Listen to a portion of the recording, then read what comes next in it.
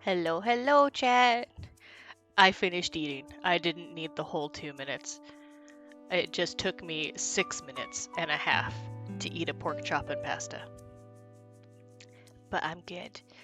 But yes, welcome in. Thanks for coming, Xana. It's good to see you. I see that Sythiss has already infiltrated my chat. So let's go. I'll turn him on so we can hear him if he decides to talk. And ta-da! We have LARP Adventures with Lilliana and guest starring Sythiss. Me. That is you. You're the little derpy dragon. Weird, Except that's for, also my character. yeah. It's very handy. You can have the same name. Well, except for in the Discord chat. Discord chat, your name's different, but everywhere else I know you as Sythiss, so it works. Guys, I have a secret third identity. Yes, and now I know it. But yeah, basically, we're just gonna sit here and we're gonna talk about our adventures. I have. Oh, where'd I put it? Oh, there it is. I have my journal that I tried to write in. It didn't go very well. So you guys are gonna have to bear with me as I try and recall what exactly went down. Oh! As I throw my tablet everywhere too. It's fine. It's sturdy. But yeah. So proper introductions. This is Sythiss. He is the leader of our dragon cult. I mean camp. He's the leader of Dragon Camp. Uh, yeah. Does he need to be louder, chat? Can we hear him? I am saying things so that people can gauge whether or not I need to be louder or quieter because my voice is obnoxious. I like your voice. I say as my own cracks and I die a slight bit. Louder, please? Okay, let's see if I can crank him up.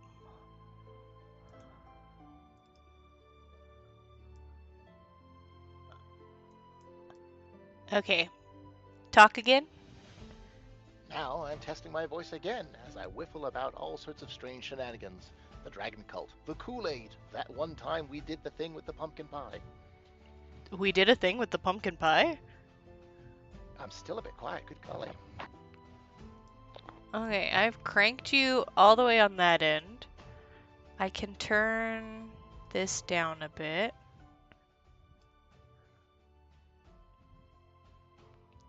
Okay. And then if I crank you here. I'm now maxed out on microphone input volume. Nice. I think we've done it. I think I've made you loud. I mean, at worst, I can also just start screaming quietly into the background. And Just there was a time we did a thing, and it was glorious. nice. But I think we got you. I just had to do some sound settings here.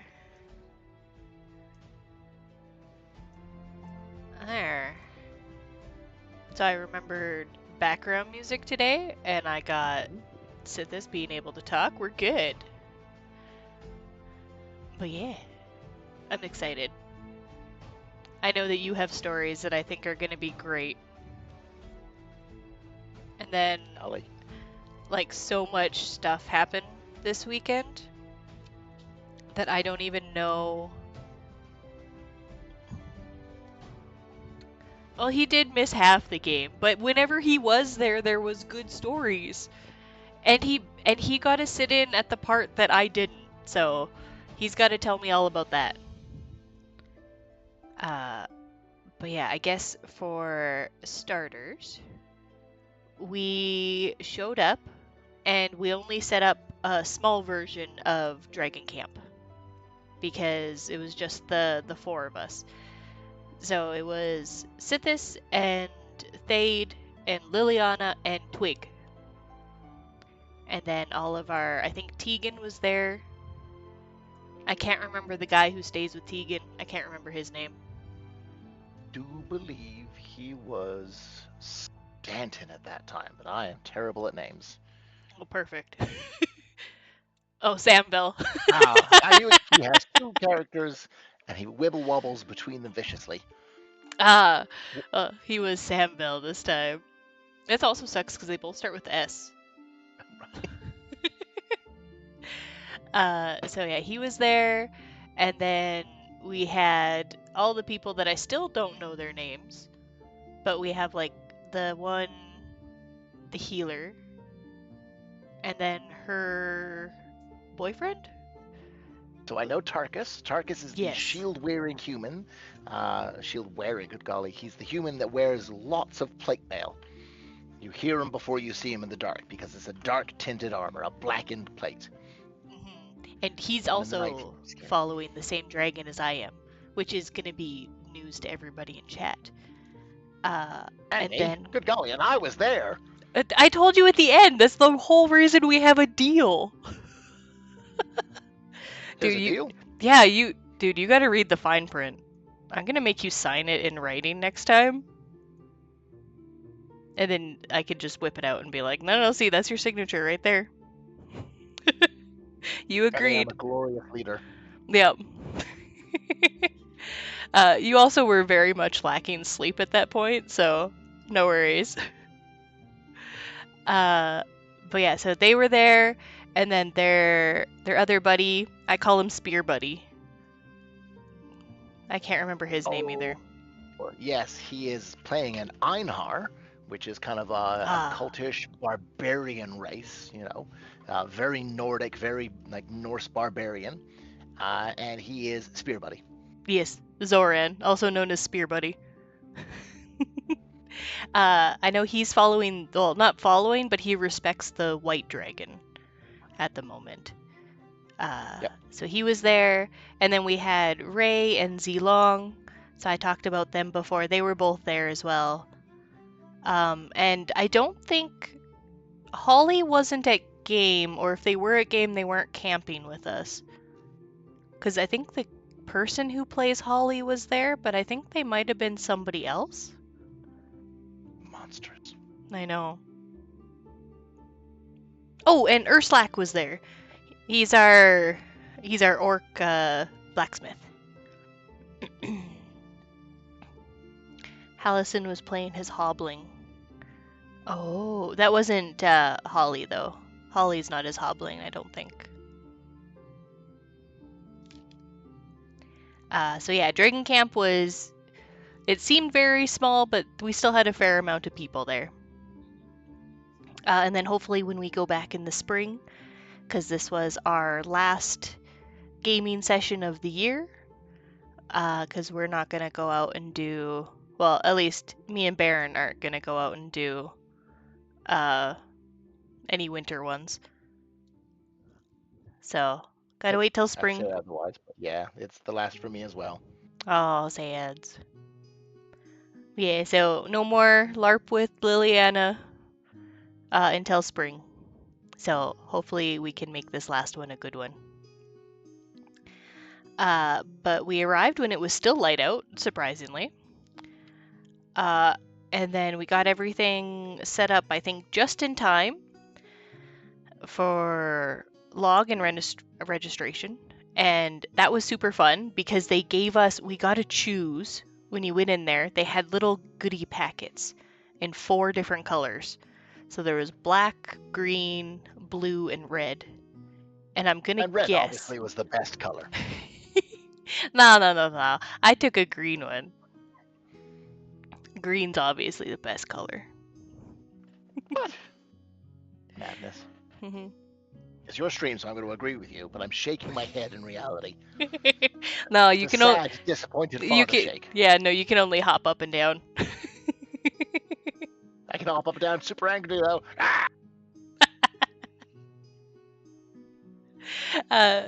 Yeah, so we all got to choose that, and they had little goodies in them. I'm not sure what was exactly in everybody else's, but mine had it had candy. I think everybody's had candy. And then it had an item called a skeletal toad. And so I could race change somebody 5 times with this skeletal toad into a toad. So I didn't get to do that at all this game. I'm kind of sad. Every time I remembered I had it, the fighting was over, and I was like, oh, right, I could have done that. That's a So super cool thing. I did. For those watching, it literally turns whatever they're playing into a itty bitty toad. You can crush them to death in like 5 seconds. You can pick them up and put them in your pocket and abscond with them. Like, you can kind of do whatever you want with this poor little guy. It's like ribbiting away. Oh, and welcome in, Big Bear. Thanks for coming. Thanks for chatting. Oh, and thank you for following. I recognize your name from an email I got. Thanks for following me off stream. Yeah, welcome in. But yeah, no, I was super excited to turn people into toads with my little witchcraft toad, and I completely forgot. So unfortunately, nobody became a toad that game, at least not by my hands. And then I also had 2 wooden spiders that invoked fear.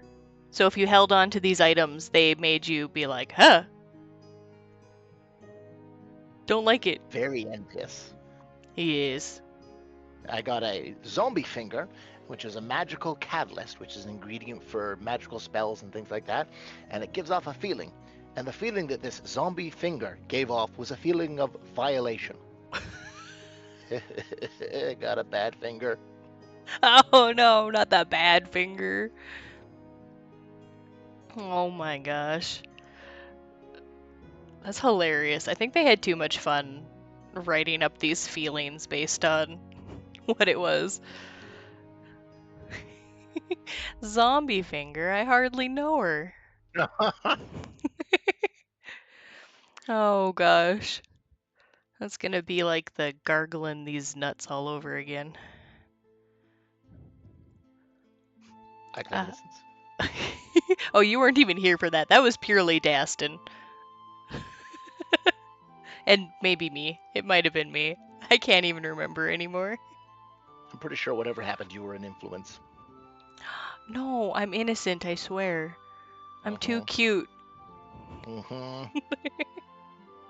I'm too cute to be a bad influence. Chat, don't tell him anything.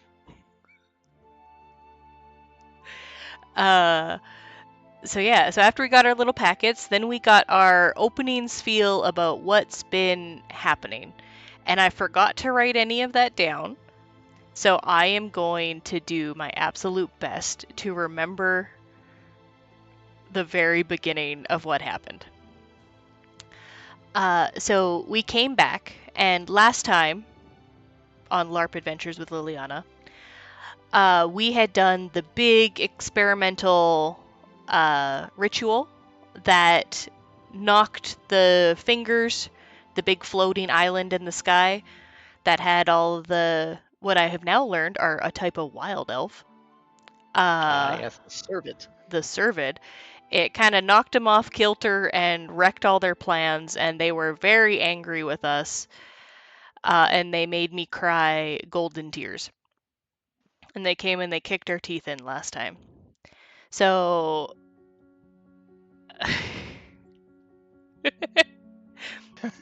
I said, don't tell you anything. And they said, well, camel babies are adorable. So now you know.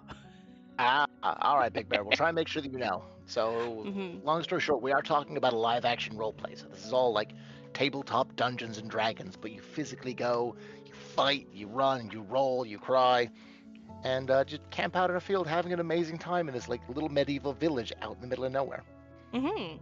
What I have up on screen is, I'll try and zoom it out a little bit, is the map of the area. So when I reference Dragon Camp, that's this little area over here that I'm zooming into with the little red dragon on it. So that's Dragon Camp. I will talk about this little ghosty area here in a second as well. And the floating islands are kind of like above this whole thing, and they're called the fingers. So last time we did funky ritual stuff, we got them very, very upset with us. They came down, they beat us up, they gave me some sort of disease, and then they left.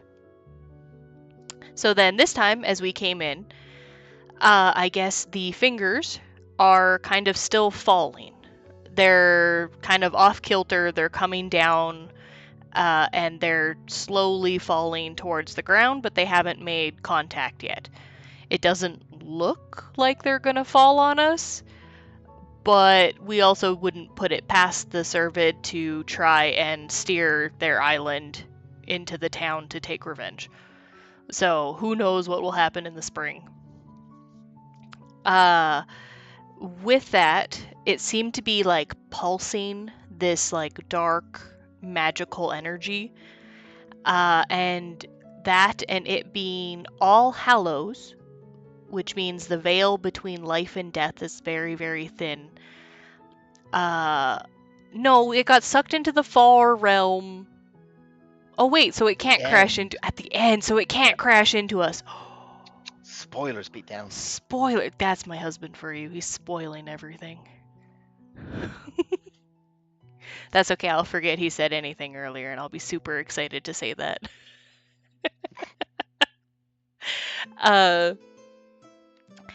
But yeah, so with this magical energy pulsing and it being All Hallows, so the veil between life and death is like super, super thin. Everybody can see spirits at this time, and I believe we can even talk to them as well. So very spooky stuff. But the black energy kind of like stretched across the sky as well and made it super dark. So one of the mechanics for this game was if you had any sort of like racial or talents or anything that were active at night, the whole game counted as at night. There was no daytime. So everything's still reset on the clock. So when I talked last time about like spells resetting at like 6 o'clock, that still happened. But anything that counted as daytime stuff wasn't daytime. It was just nighttime the whole time. So pretty funny when it's like bright and sunny out and we're supposed to be like, oh, it's so dreary and dark today. So yeah, it was spooky vibes the whole time. Oh, good bot. I don't know what you deleted, but thank you. Good bot. And yeah, and then I think, what was the other thing in the news? Oh, the kobolds. So the kobolds, and I think I talked about one of them once before, but I have learned that they are a little rat folk, right? Yeah, they're a little rat folk. Oh no, Big Bear! Big Bear, no! The internet! I don't think it's on my end. I haven't dropped any frames and it says it's holding steady, so I think it must be on your end. Oh, awesome. Welcome back. I got you up on a monitor. Oh, whew. Yes, welcome back. We can't do this without Big Bear. Nice. New to stream and already invaluable. Let's go. Oh, Big Bear leaves. I'm just mic dropping. Oh, no, Drop don't. it on the floor, run off, go get a sandwich. And I'm not even hungry. Oh, well, I mean, if you get hungry, you can definitely go get a sandwich. I can keep them entertained, I think, long enough until you get back. Tell them about the kobolds. Oh, the kobolds. So, the kobolds, they're rat folk. And every time you see them, they're like all red and they also explode. It's not every time you see them. That's not just, oh, there's a kobold. That's well, now there's one less kobold. They don't just randomly explode, but they're worryingly good with explosives. Yes. Auto-detonating kobolds. So they might. But apparently, a whole bunch of them have been leaving traps and disrupting the farmers in the fields and stuff like that. So, unfortunately, there's been some racist stuff going on where the farmers are really upset with all the kobolds. So, even though we have a couple in town that are like super chill and very nice and don't leave traps everywhere and don't explode, uh, Allegedly. they're allegedly. It's true, but I've never seen them explode, so who knows? Uh, Yeah, people are not happy with them though. but yeah, they are not happy with them. And then I think from there, that's when we kind of entered game, and we're like, all right. Oh no, that was the other thing too. So back to my little spoopy, this spot right here. So last time on LARP, when the Servid came and kicked in our teeth. Oh, imagine a species somehow surviving when they explode. Just when they're looked at. Just when they're Is looked that a at. cobble? Yeah, Ah, it was a fuck. cobble. Ah, yes, the distant explosion meant it was, in fact, a kobold. uh, but yes. So when the Servid came and beat us up, they also sent in kind of like a secret task force, and they ripped open this portal that, thanks to our dear friend Capricorn, who jumped in, realized that it led to like all sorts of horrible places and like basically hell in the undead realm. So just occasionally, undead pop out of it. When we got back, we realized that there is now a very nicely lit up graveyard over there. I should have gone and taken a picture, and I did not because I'm not very smart. But it was a nice, Oh, yeah. beautiful, I know, it was a nice, beautiful little graveyard, and it was all lit up. It had a little skull in it and everything. Uh, yes, the undead were pretty fun this time around. Uh, Yeah, huh? they were no match for Dragon Camp. Gerald Yeah. made sure of that. But yeah, so that, with it being All Hallows and it just hanging out there, spawning undead all the time. It's having problems. I don't think we should give the undead rights. I don't think that's a smart idea. But yes, we are You have the right to lovely. remain silent. You have the right to get kicked in the bottom by an angry draconian. You have the Mhm. right to become parts of my magical rituals. Mhm. You also have the right to explode into dust because Gerald power word area. Uh, what was it? Cure serious wounds. So. Now, for Big Bear, just as a Mhm. translation, power word area is a call, so you go power word area, and that means that whatever you do, whatever magical effect, affects anybody that hears it. So if it's power word area trip, everybody within hearing distance falls over. Mhm. And with cure serious wounds, because it's a healing spell, healing does double damage to undead. So I don't know exactly how much Cure Serious is, but I know it's enough to obliterate a lot of little zombies that kept popping out of the ground. Oh, it's 4 times? Wow. It's That would explain four why they didn't times. look like they were having a great day. Yeah, it would explain why they all poofed into dust every single time. Uh, oh, so it was doing 40? Wow. I probably should have known that, considering I was one of those zombies at one point. I just knew that it was enough to take me out. I was like, nah, I'm like any sort of healing pops me, so let's go. Uh, but yeah, so I think that's the setup. Is we have it's night all the time. Ghosties are piling out of this hole in the ground. Spirits are wandering around, and everybody can chat with them. And kobolds are being racially profiled. think that's it. Sounds about right. Yeah. That sounds about right. Uh, Oh no, there's also oh, the Nightmare Demon. That was announced then, and I oh, missed that. So no, it's not a demon. It's a fae. it's a fae, right? So I guess years and years and years ago, some of the founders of this town got, what was it? They got lost in the fae realm, and to get out, they made a deal with an ancient fae. And then basically every year on All Hallows in this specific area, uh, this fae, this ancient fae of fear, or the fear aspect, shows up into town and basically embodies everybody's like worst fears. Because that was a big plot point for several people. And that's one of your big stories that you get to tell us later. Yay! So yes, that was also going down. Is that this big fae was coming around and uh Worldwide perception down the middle with a fluffy dog version and a dummy lizard version. Oh, that's easy. I remember almost nothing, despite apparently being the leader of Dragon Camp, as she's just said.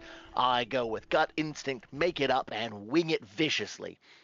I'm a huge veteran of this game. My character is quite tough. I wear bone armor and scale mail, and I'm a bit of a derp half the time. Half of it's just an act, though, because everyone treats you a lot easier if you just pretend that you're a ditz. He's also got a second soul in him that makes him a very grumpy old man that yells at people to get off his lawn. Well, they shouldn't have been on my lawn. It's mine. It is my lawn. It's true. So generally with Dragon Camp, we put up banners all around, like into like the surrounding field. So I'll use like a little red marker. So like generally we like mark off a whole bunch and like come down into the field, and then we're like, ah yes, this is Dragonland. And Sythiss will gladly yell at anybody who is not welcome in Dragonland to get off his lawn. I actually do is the worst thing. But as a bit of an egotist here, I consider it my territory, which means that I protect those within it. I have certain rules. You don't turn up someone's house and like insult them. You don't turn Yeah. up someone's house and like flip them off. You don't sit on my lawn. Yeah, you don't come in there and be like, hey, give us your gargling, and then. Yeah. No, it's our gargling. You can't have them. We like them too much. They're very good at stabbing things. But yeah, so. What was the first thing that happened? I think it was. Oh, so we get to camp, and Sythiss, our glorious leader, who I believe was promoted to king at some point this game. Apparently. Yeah, so he's now King Sythiss. Basically said that we all needed to do a buddy system, and we were all going to hang out in town for most of the game, just to be safe, because we knew it was going to be a bad one. All Hallows is never a fun time. It's generally bigger monsters come out, more monsters come out. Basically, you didn't want to be caught in pairs of like two, because like one person could get killed and then the other person could get run down.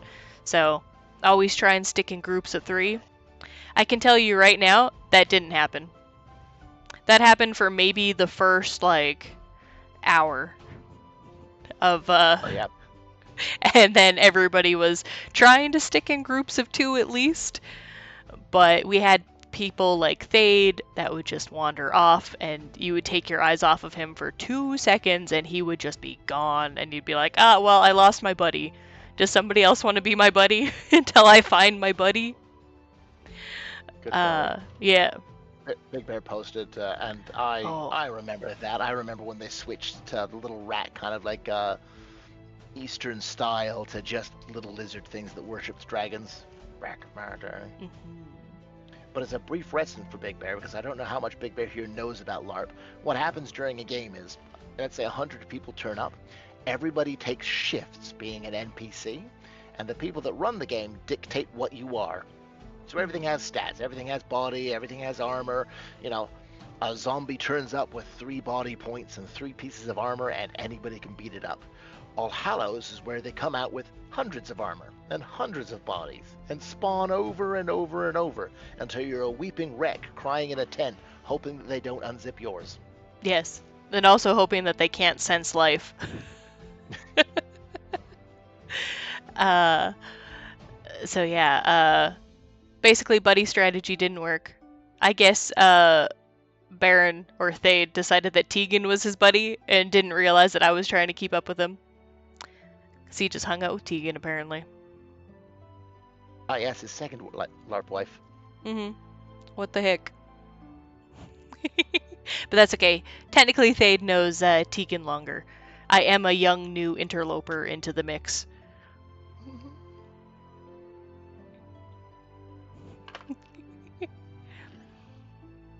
No, he's not old. Look, I'm old. Yo, I am old. Good golly. No, but Back in my day. you're too young at heart to be old. I am. In good news, though, I also started doing D&D back when I was like, oh gosh, like it was in primary school in England in a boarding school. It was like I've been a nerd for a long time. Wow. Sorry, I digress. I'm not trying to kidnap this, I swear. No, it's an interesting story. I'm interested in the non-Sythiss lore. The Sythiss from not Sythiss LARP. Back in my day, I used to attend LARPs with 10,000 people on a field. Yeah, it's a story of the old days back in England. Wow. That'd It's be much bigger fun. in England. Oh, it's like being on the set of Lord of the Rings. There's nothing like squaring off against 5,000 people on a field, like little siege engines, like hundreds of archers lining up, tower shields, banners rallying, some pompous asshole like walking out pretending like he knows what he's doing. Oh, I love it. I Yes, want to that be was on the never the set fun of Lord part, of the though. Rings.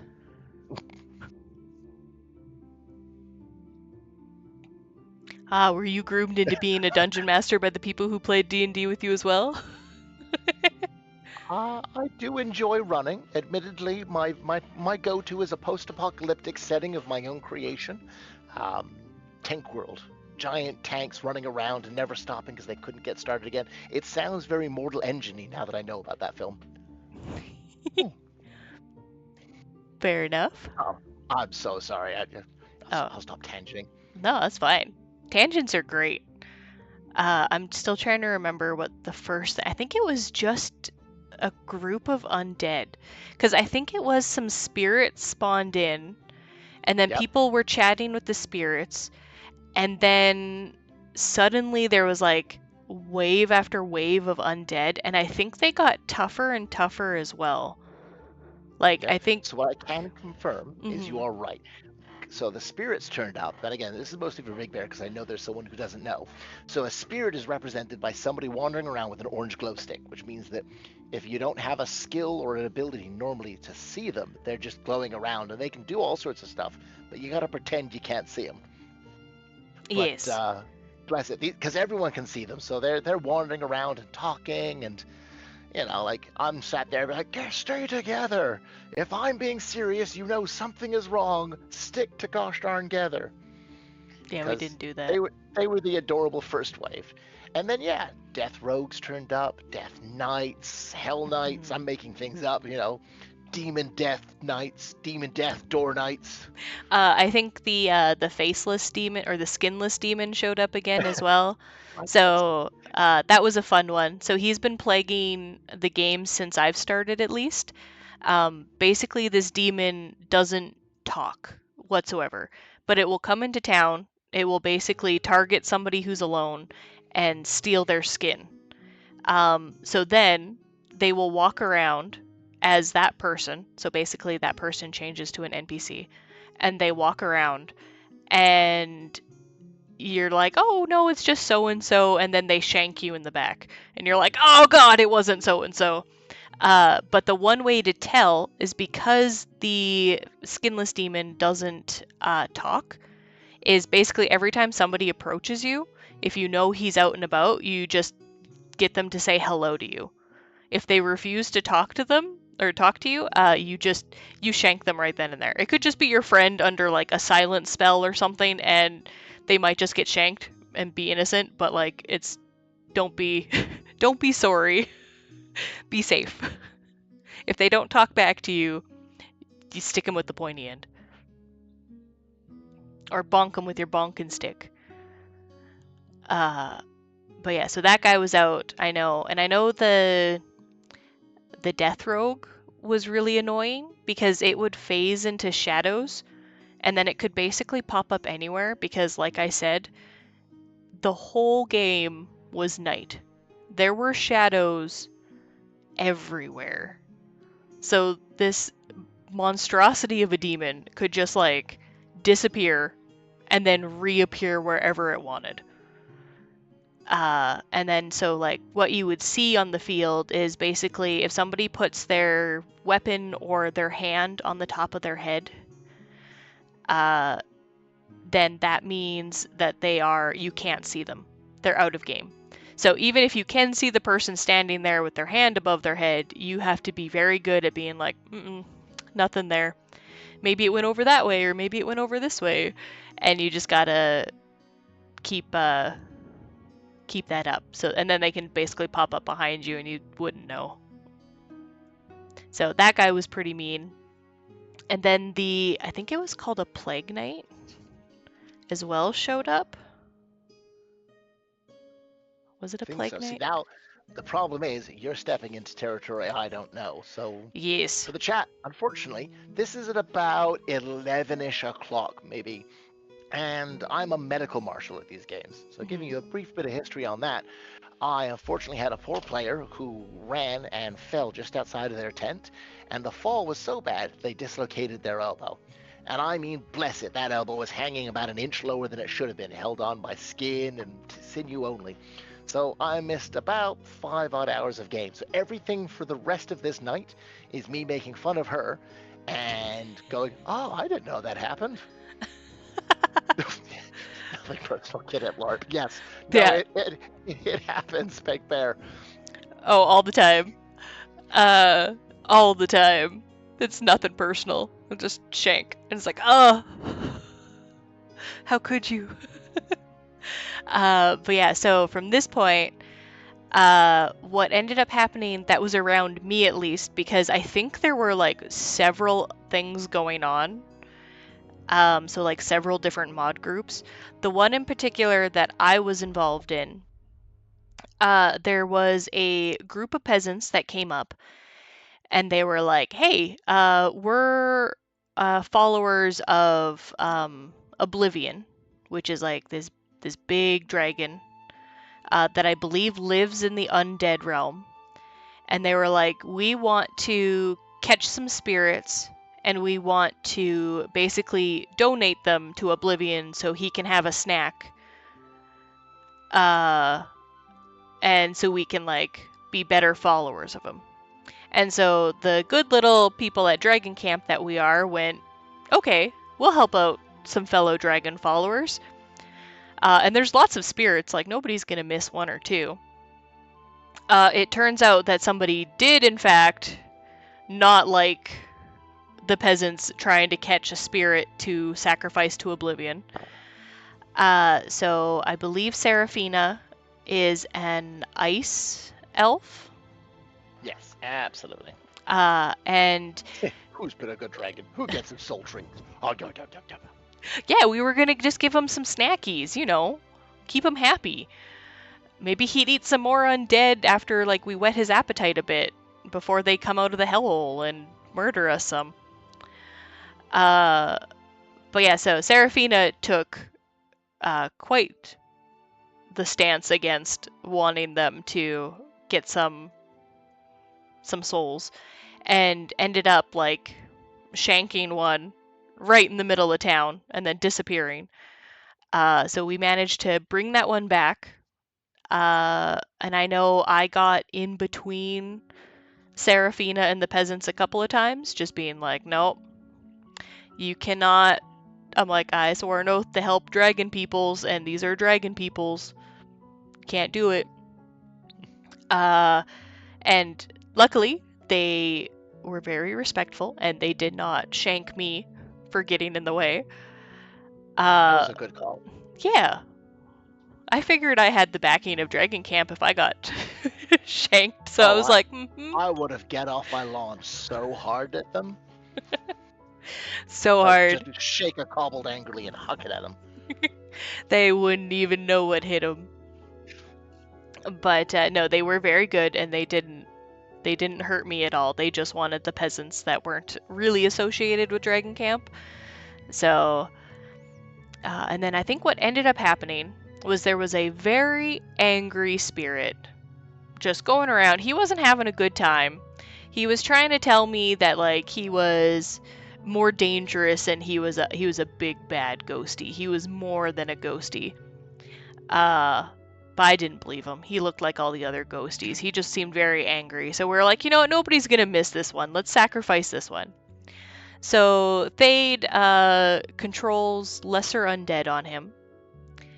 And we bring him all the way back up to Dragon Camp, where we then realize that these Oblivion followers have no idea what they're fucking doing. And then that's when we also realized that Mr. Ghosty was also not bluffing when he said he was a stronger Ghosty, as he then broke out of the the control lesser undead. And then I can't remember what he used on Thade, but Thade had to run away for a bit and break line of sight. And then as I'm yelling after Thade, how do I sacrifice this ghost? I got hit with a cower and I had to go run. And then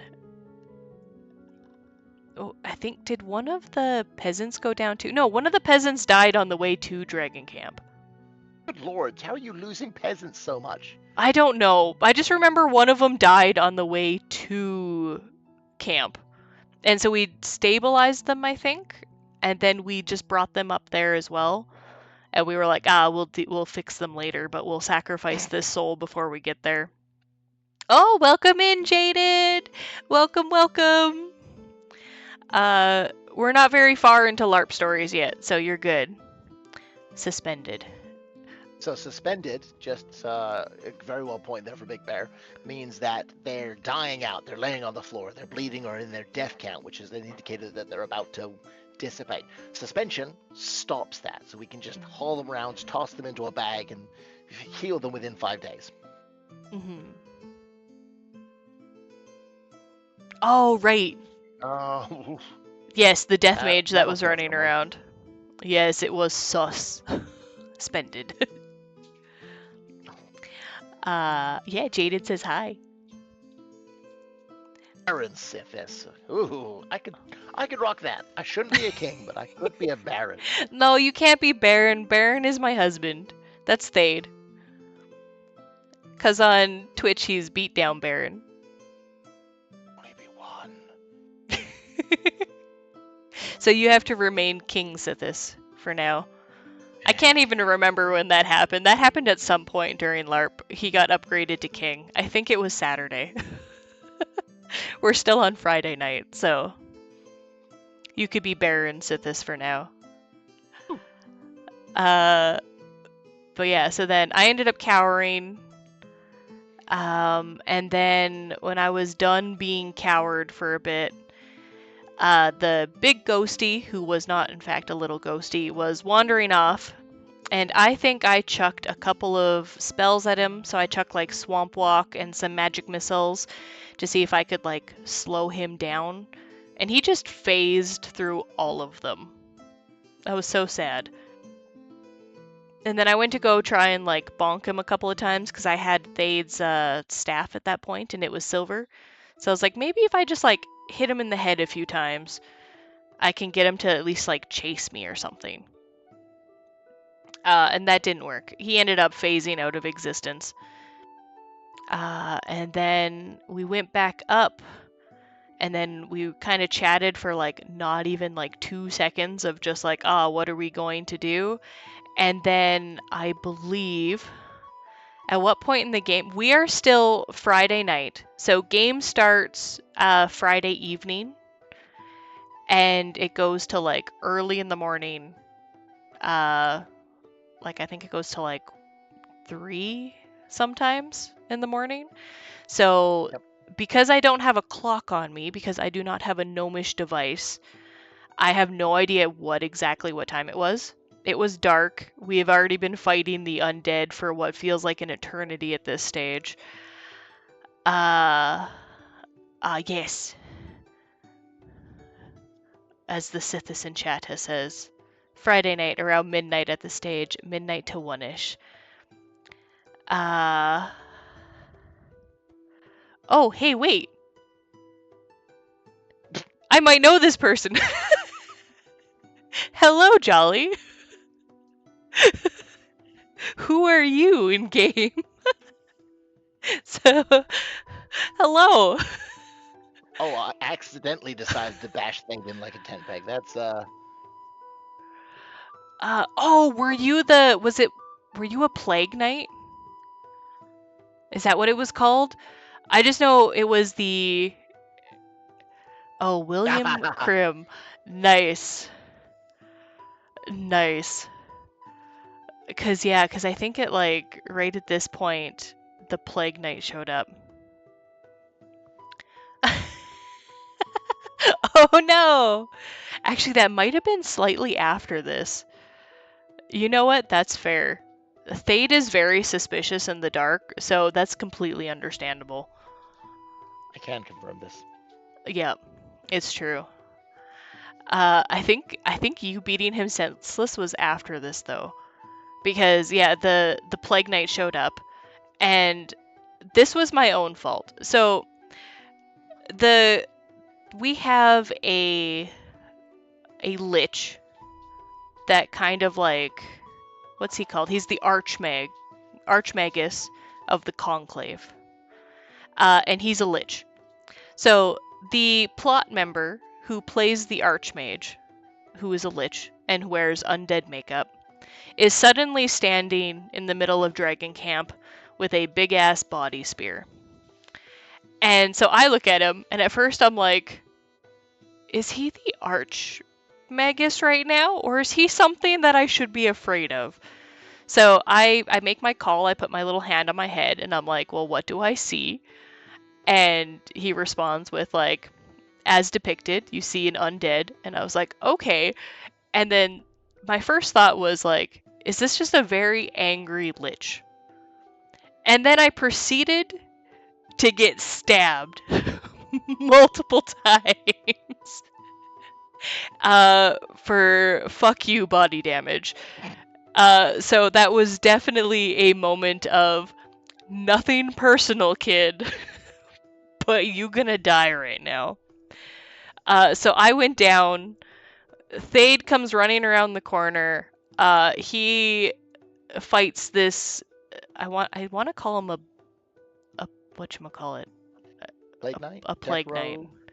It wasn't the death No? rogue. It was definitely more of like a up in your face combat-y. Okay.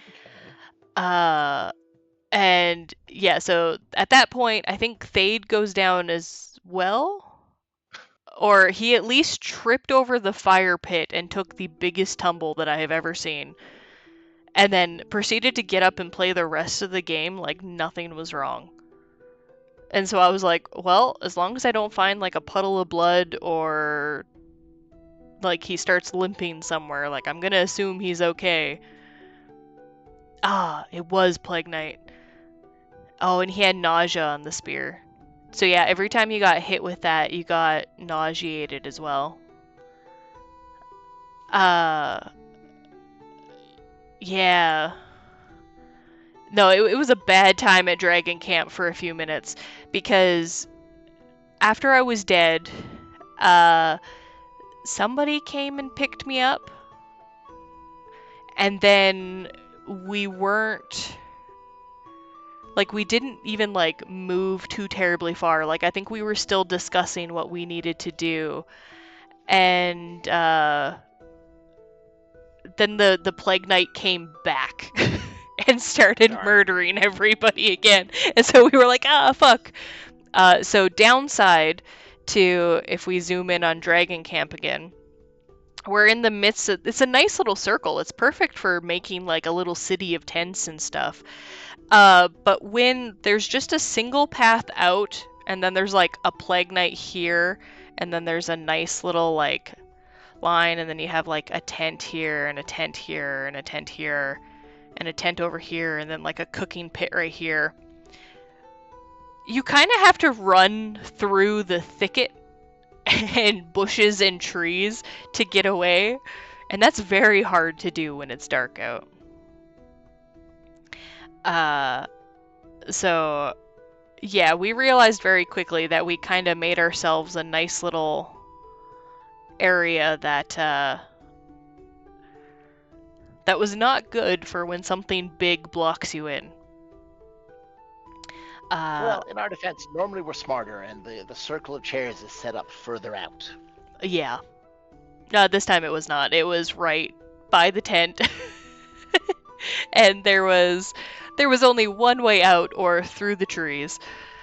So I remember me and a group of peasants, and I think Twig was there as well. We all like blasted through these trees to get away the second time the Plague Knight showed up. And then I think Thade was like luring him around the tent. And then I can't remember if I went down again after that. I just remember that there was still so much going on. And then the Plague Knight, I don't really know what happened to it. Oh, it went down to Mud Camp. That's fair. Okay, yeah, no, we did just get the hell out. And then, yeah, I think after that we went back to town. And then in town, crabs spawned up. I remember that. That's the next thing I remember, is that there were suddenly crabs. And I was like, well, this is a nice change of pace from the undead. But also, these are giant-ass crabs. And apparently they drop remedies, I think it was. Or some sort of healing antidote-like thing. Because people were complaining. They were like, oh, I'm sick and tired of the crab-flavored remedies and such. And I was like, oh, okay. I was like, I don't know. Confirm that. The crabs drop alchemical ingredients that people were turning into remedies, and it's a running joke from another guild where they've got so many crabs, all the remedies taste like crab juice. That sounds delicious. Crab juice? No. You want other crab juice? No. Then no healing. Oh, okay. I was wondering, because I was like, I don't know, that sounds great. So yeah, so they were dropping stuff. I don't think I managed to pick up anything during that fight, but I did help stab a couple of crabs and whack them on the head a few times. And then I think after that, this is where I died, because I physically, for everybody who doesn't know, I am currently legally disabled. I am on my long-term disability. I have a very bad back. And one of the things that aggravates it is the cold. So running around in the cold, even though I had layers on and like a little shawl and I was warm, the chill managed to seep in, and I was like, I can't run around anymore. Like, I'm done. I'm like, I only got a few spells left. I'd like to save them for tomorrow. I'm dying. I need to go lay down. So I'm like, I'm going to take my chances of hopefully not dying in my tent. But if I die, I die.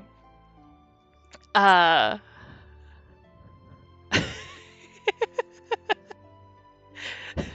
look at me. I've got to get a crab now from nothing related to Big Bear. Okay. Now Sythiss wants a crab. Last time he wanted a hydro skull, so I think a crab would be easier. I think that's doable. Can confirm, crabs would be easier than a hydra skull. That's true. I wanted a really cool hat. Yeah, but like the only Hydra that we found was this crazy undead one that had 3 different undead heads. It was a bad time. Yeah, I needed spare hats. We only So got if the you can't look one. fabulous with, actually, I got two. Oh, you got 2? Nice. I only Yes. ever heard of the one, so awesome. There was a secret Hydra crab absconding. I want to draw a Hydra Like, crab now. I'm gonna have to think on that one. But yeah, so basically, oh, Kestrel got a pet crab. Also, hello, welcome in, Axel. Hello and welcome. How are all of these LARPers finding me? coughs innocently, coughs. Did you do something? No. Oh my gosh. I'm in my first Kai! ever stream. I've got a little derpy me. Look at me bouncing on a pumpkin. Yes. Oh, and I want to say now that they're in chat, uh, the FT Kai is Twig, our lovely little gargolin, and she is the one who made this adorable little Sythiss model. I absolutely love it, and so I got to steal it from her to use. It's accurate, thank you very much. The eyes in character face outwards like that as well sometimes. But yeah, it's very accurate, very good, perfect down to the last detail. But yes, thank you so much. Now I forget. We were talking about cat crab hydras. Yes, everybody died. You died, everybody Yes. died. Oh, yes, so I physically died. Real life me, Jiki died, not Lilliana. Jiki died and decided to go lay in her tent. So I gave Thade back his whacking stick. His staff, that's what it's called. I gave Thade back his staff. I went and I crawled into my tent. And then it basically took me what felt like an eternity to switch over into clothes that I could keep warm in, and then get my blankets and everything set up in the dark because I did not dare put up a light while I was in my tent. I was like, no, I can't do it. I'm like, there's no way. No way at all I am turning on a light right now when I am alone in Dragon Camp. I'm like, chances are the undead will leave me alone. Everybody's in town. But on the off chance one of them comes by, I don't want to give them any cause to suspect that there is a living person in this tent. So I took forever to crawl into new clothes, get my blankets and everything set up. And then that's when I had the one thing, and I forgot to follow up on it at all. So I have no idea what this was about. But I am the sneakiest rogue for being a druid, and I eavesdropped on a conversation outside my tent. As you do. So Ray and Zilong, I think they are brothers in game, but they had a visitor come up to them and said the visitor had some news for them and was just like, this is very upsetting news. I want you to brace yourselves. Your father basically like got assassinated, to my understanding. And then they did like a descriptive hold. And from what I overheard for this descriptive hold, so Lilliana didn't see anything happen, but just for everybody's information, Ray felt like his soul was like being like ripped apart and like shuffled about and stuff like that, and he was overcome with like grief and like fear, like super fear. He was so afraid and so like, oh my god, I can't believe this happened.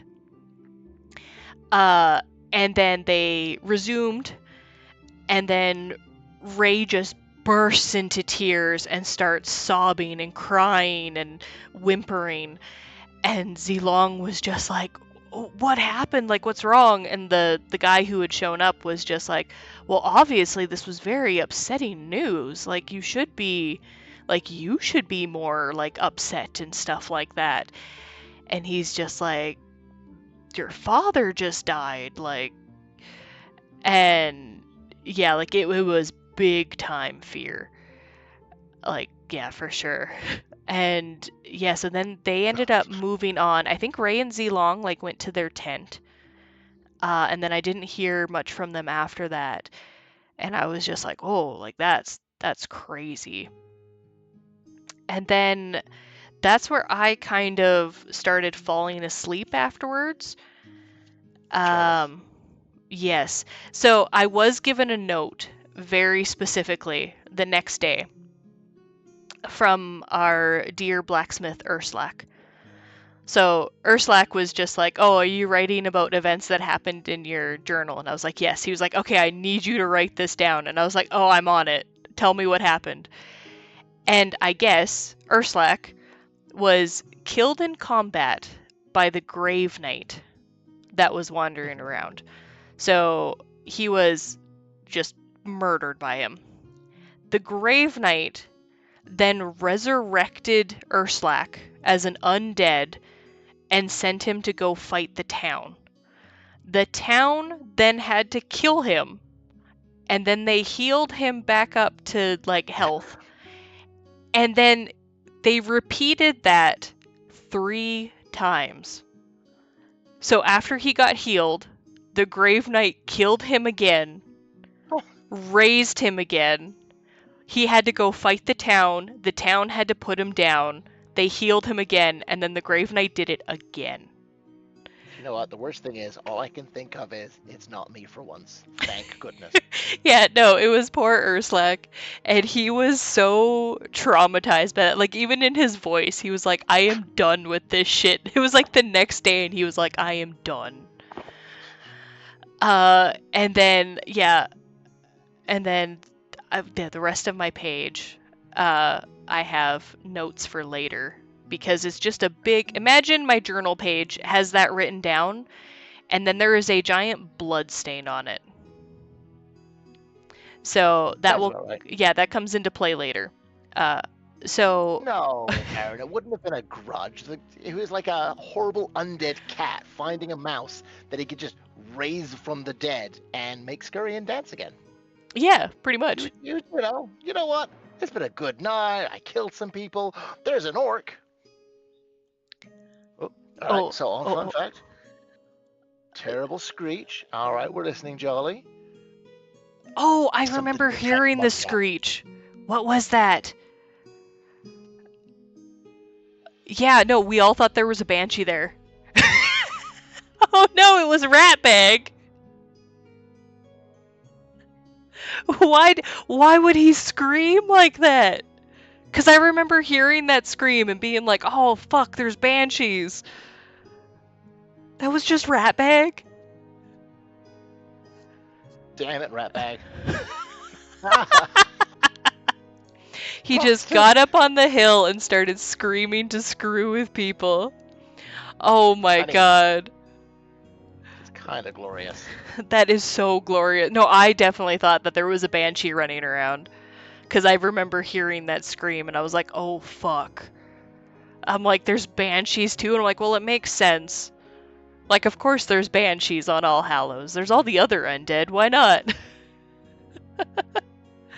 Oh, that's glorious. Uh, but yeah, no, like, if anybody else has, like, stories of what happened Friday night, I would love to hear them because I definitely fell asleep early. I remember hearing somebody say that there were also, like, big cats that, like, morphed into one big cat, and I was like, what? Like, I've never seen the cats. I've only ever heard tell of the cats. Because even That sucks. last game there were cats, and I was in bed every single time that they came around. I'm I like, wasn't. no? We're in town. Cats are attacking. I'm pretty confident in my ability and to fight them or be sensible and run. I don't do it often.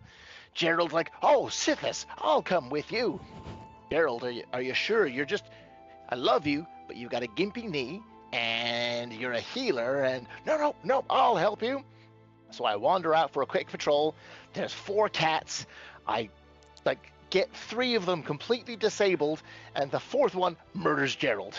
Oh.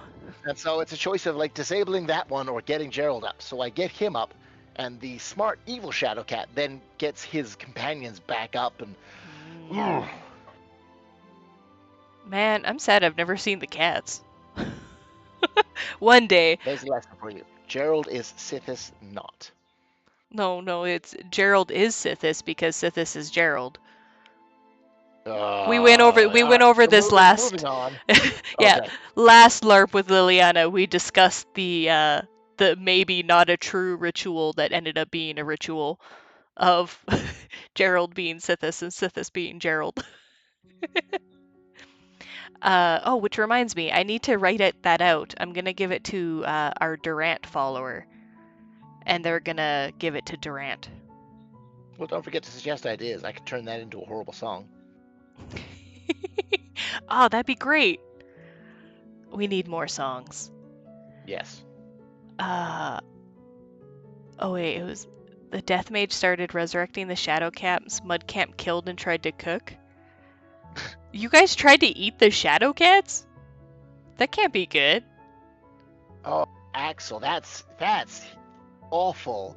You're racing up in the dark to a downed somebody, oh no, let me heal you, and a shadow cat just leaps at you. Oh my gosh. That's evil. I love it. And no, we like the Oblivion followers. I helped the Oblivion followers, unless they got up to more shenanigans after I went to bed. But I thought we appeased them and they went off to go do something else. You ate them? Oh my god, I went to bed at the wrong time. I needed to stay out and help those poor peasants. I'm just so happy I never found out about that. That's true. Dragon Camp would be very sad that you ate their Oblivion people. They were just little hatchlings. Yep. I don't think we should eat people more. I think that's a bad idea. That's how you get brain diseases. But yeah, so then that takes us to the end of Friday night. So then Saturday morning, I turned back up and passed out. Yes, you turned up, you passed out. I don't know what time you got back. It was like 5-ish in the morning? 5-ish. Wow. So yeah, Sythiss was gone the whole night. No! Twig! No! Don't eat people! Eating people bad! Don't do it. Oh gosh. The crime camp for Mud Campus too. Oh my god, I need everybody to have a little podcast for LARP. I want to hear everybody's stories. You had me at crime count. Yeah, crime count is 2. Let's go. So yeah, Saturday morning, I went on patrol. So this is when I was on plot camp. And I can't remember the order that I did everything in. I do know the very first thing. So the very first thing, and this is one of my favorite parts of the whole weekend, was we were told we were going to be some little zombies. We had one big, I can't remember what he was, but he was like a bigger undead, and he was supposed to be kind of like the Death Rogue, where he could stay back, hide in the shadows, just be tougher to fight for anybody who is really big. But we were just there to make sure everybody was awake. And so the first place we were going is we'll hit Dragon Camp. Dragon Camp's closest. We're going to make sure that they're awake. And this is where we learned that the undead should not bother Gerald before he has had his coffee. Because we came around the corner, and we're just mindless zombies. We're shambling slowly. We don't even get close to Dragon Camp. I think, if Dragon Camp is right here, right? I think we got to about here. Now my pen's... Oh, I'm on... That's why my pen's not working. I'm on an eraser. We got to about here. And Gerald just comes out from around the trees. And he's just like, hey, power word area, cure serious wounds. Even our big undead just poofed into nothing. And we were like, well, I think Dragon Camp's awake. We should go somewhere else. And proceeded to go make sure the rest of town and the camps were all woken up. I think it was whoever is in the camp. It's kind of like a little walkway. I think it's like right around here-ish. There's like a little walkway. And then there's like 2 houses or cabins. And it's like quite a... the Ridge has got a little camp or a pub down there.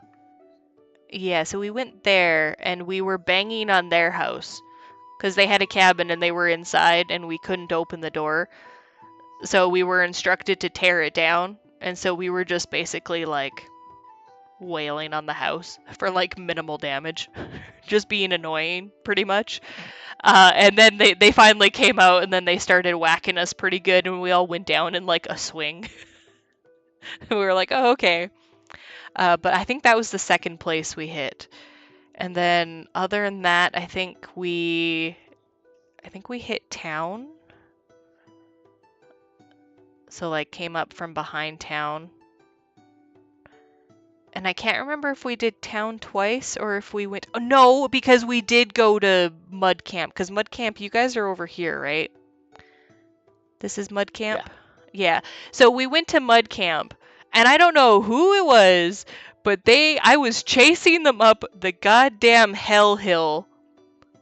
So for anybody who hasn't been here before or doesn't know, the first game I played, the portal to hell was up here and we had to go do a big like final mod where we had to go to hell and fight like one of the demon kings.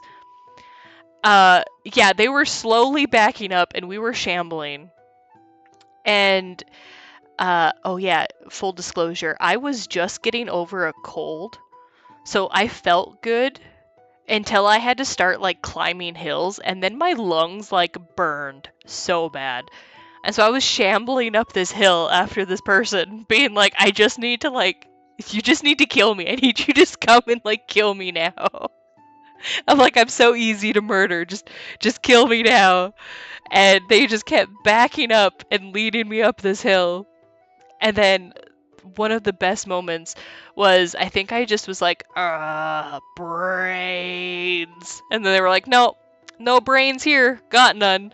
And so me and the other zombie that were following after him kind of were like, oh, well, you're not interesting anymore if you don't got brains. Like, we don't want to be here. And so we turned around and started walking away. And they were just like, no, wait, come back. I got brains. Get back over here. And we were like, oh, okay. We'll keep chasing you. Hills are the enemy. Oh, hills are the enemy. And no, Kai, you shouldn't have absorbed my cold. It should have been done. No colds. I once had to climb a hill in full fitted plate mail. And we're talking full plate mail, real medieval plate mail, because I was a reenactor back in England. And an assassin tried to get somebody. And I was the closest person there. So I'm racing up this hill. I'm just swearing the entire way because they're making me run up a hill. And the poor guy made the fatal mistake, almost at the top, of turning around. And now you'd think I'd be winded at this stage, but suddenly I'm a guy in full plate mail going downhill with momentum, carrying, still swearing the entire time. Oh, I caught up to him and beat the living crap out of him. Just, oh. Ooh, I don't even know what lurking means. Oh, lurking means that they keep the stream up, so they still count as a viewer, and they might still be listening, but that they're gonna basically do something else, and they just basically hang out, but they're not in chat anymore. Bye, Bear. Thank you bye very bye. much. All right, now we yeah. can talk bad things about Bear. No, I like Bear. He came and he hung out for a bit. Uh, but yes, I was also told that apparently Mudcap liked to drag everybody up the hill and heckle them. All the poor NPCs had to go up the stupid death hill to hell. That's also where Trauma Quest happened. If anybody was curious, I don't know if I had the map for that, but that's where Trauma Quest was when we went with Capricorn. Which I was wondering if Capricorn did show up, what his fear would be, because Trauma Quest seemed like a really good fear, and I was like, he's already dealt with that. Like, he's got this down. He's already faced his fear. So I'm kind of sad that poor Capricorn was sick and couldn't make it. Yeah. But yeah, so after I got all my cardio in for being a zombie, we went back and let's see, what were my notes?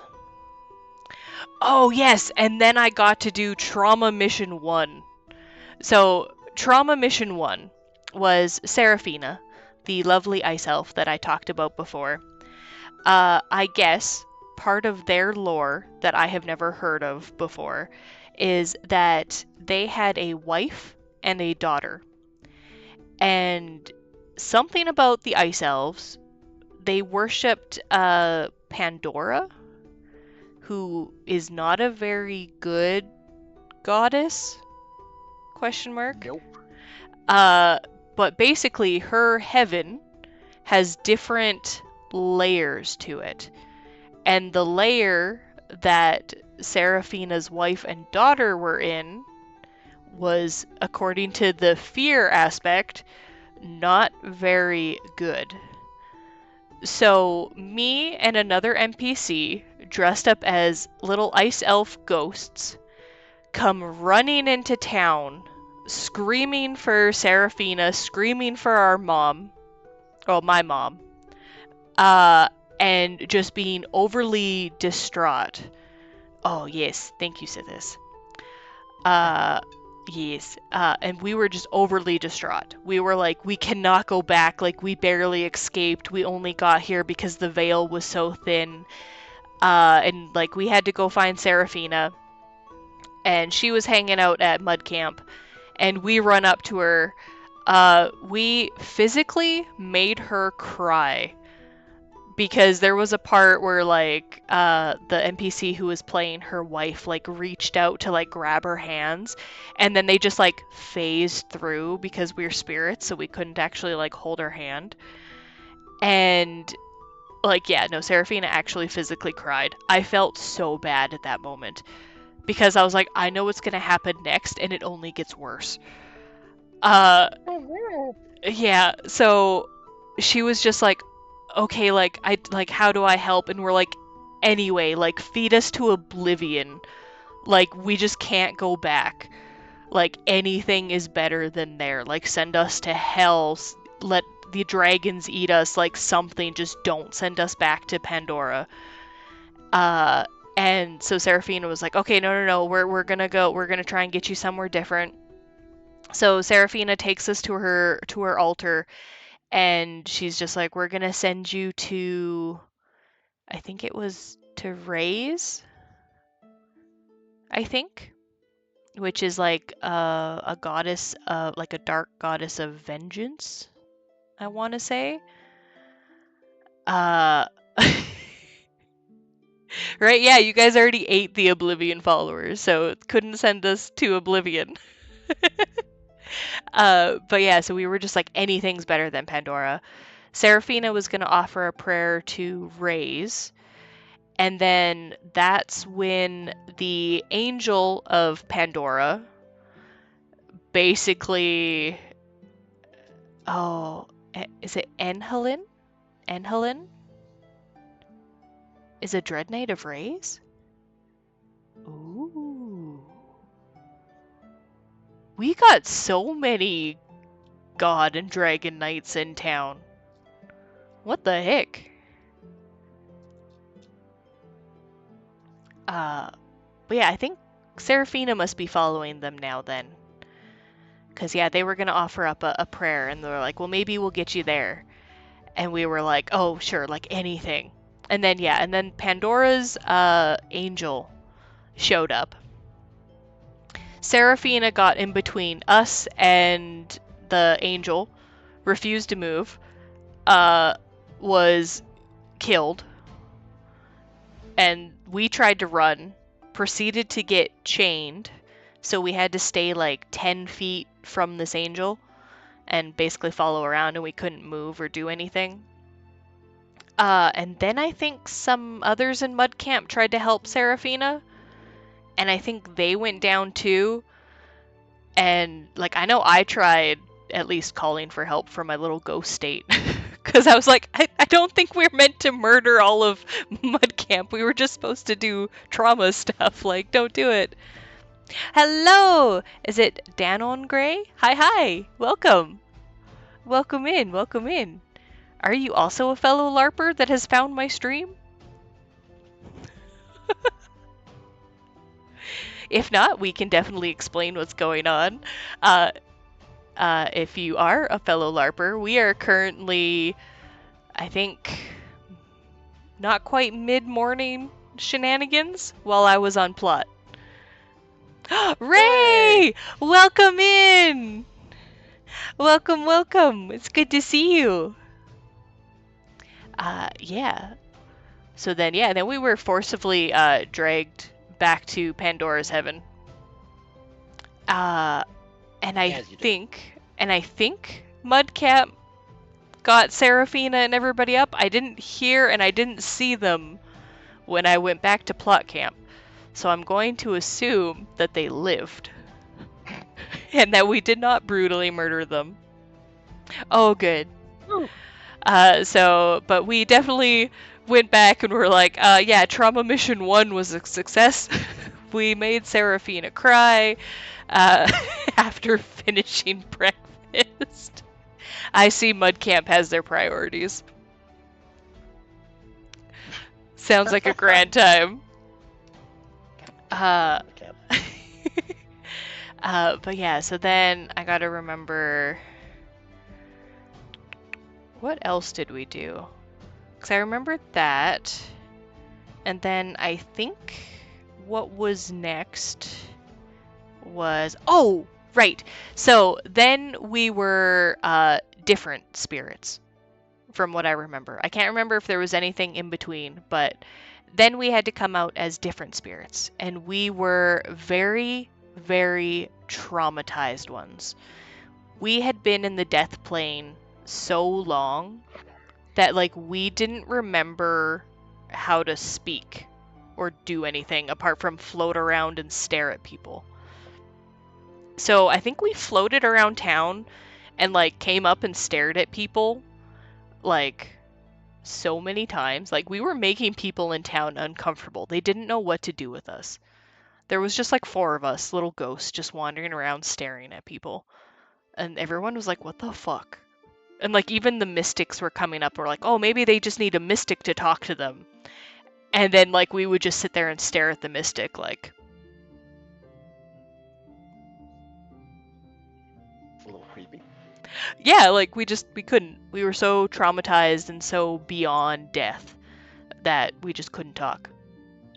And then I do believe the demon Scrivenger. The Bale Scrivenger? Yeah, Bale Scrivenger, I think. Bale Scrivenger. Showed up. And he did his whole little spiel of, you all must kneel and bow and, like, prostrate yourselves to me and, like, basically, like, get on your knees. Submit. Yes. And town... It's, kneel before me and respect Andromelech. Yeah! I was like, it's the same spiel every time, and I can't remember it. But yeah, so he came and he did his little spiel. Nobody was kneeling. So he was just like, well, you guys asked for this yourselves. And then he proceeded to control each of us spirits wandering around. And then he proceeded to touch us and turn us all into death elementals. Oh, no. Yeah, not big ones. We were still very little ones, but like we were still like death elementals. And so Yeah, we I were think I was there doing for that. yeah, and so we were doing an okay amount of like damage and stuff like that. And one of the death elementals, me, may have forgot that I Wow. couldn't actually be vital blow and went down to a couple of vital blows. Uh, It but happened. that's okay. I was just the littlest death one. My first death elemental. Yeah, my first death elemental. Uh, so yeah, so then we went out and we did that. Town murdered us, dispatched us, and we had to come back a few times and just as death elementals, just wreak havoc for a bit. And so that was fun. And then after that, I stayed a little bit later to help with trauma mission number 2. Why you gotta traumatize all the players? Because I was the only one who volunteered to stay late. Okay. So it was me and then the seasonal NPC and Tammy, the guild owner. Yep. We all went out for trauma mission number 2. And so we all dressed up as the wild elves known as the Thorn tribe. Yep. So I should actually draw these because I can't remember the wild elves and who's who all the time, but I think I'm slowly getting it. So You if will we be judged have, on this if it's wrong. oh, okay, well everybody pay close attention. If we have little wild elf number 1, I'm gonna give him a mohawk just for fun. So you have your wild elf, right? The ones that have the black markings that go this way are the jackals. And they're friends. So they're good guys. We like jackals. Jackals are great. Then we have more wild elves. These ones can have funny hair. Oh my god, that is adorable. Yes, no, Thade is officially a jackal wild elf. Oh yeah, That's the that only thing. happened. I go to, gosh darn, take people to a hospital, wake up in the morning, Thade's a different species and or tribe. It's like, I, I missed a lot, apparently. That's okay. I also missed Thade becoming a a wild elf. He just appeared in camp and he had tattoos on his face, and I went, "What? Like, when did that happen?" Oh, Ricky also got changed into a. Did he also get changed into a jackal?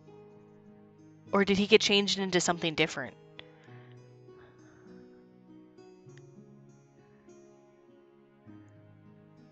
Oh my god, golly. My condolences. He became a kobold. Don't expose them to direct sunlight. We've heard that things can go bad. Don't feed them after midnight. Don't get them wet. Don't perceive them.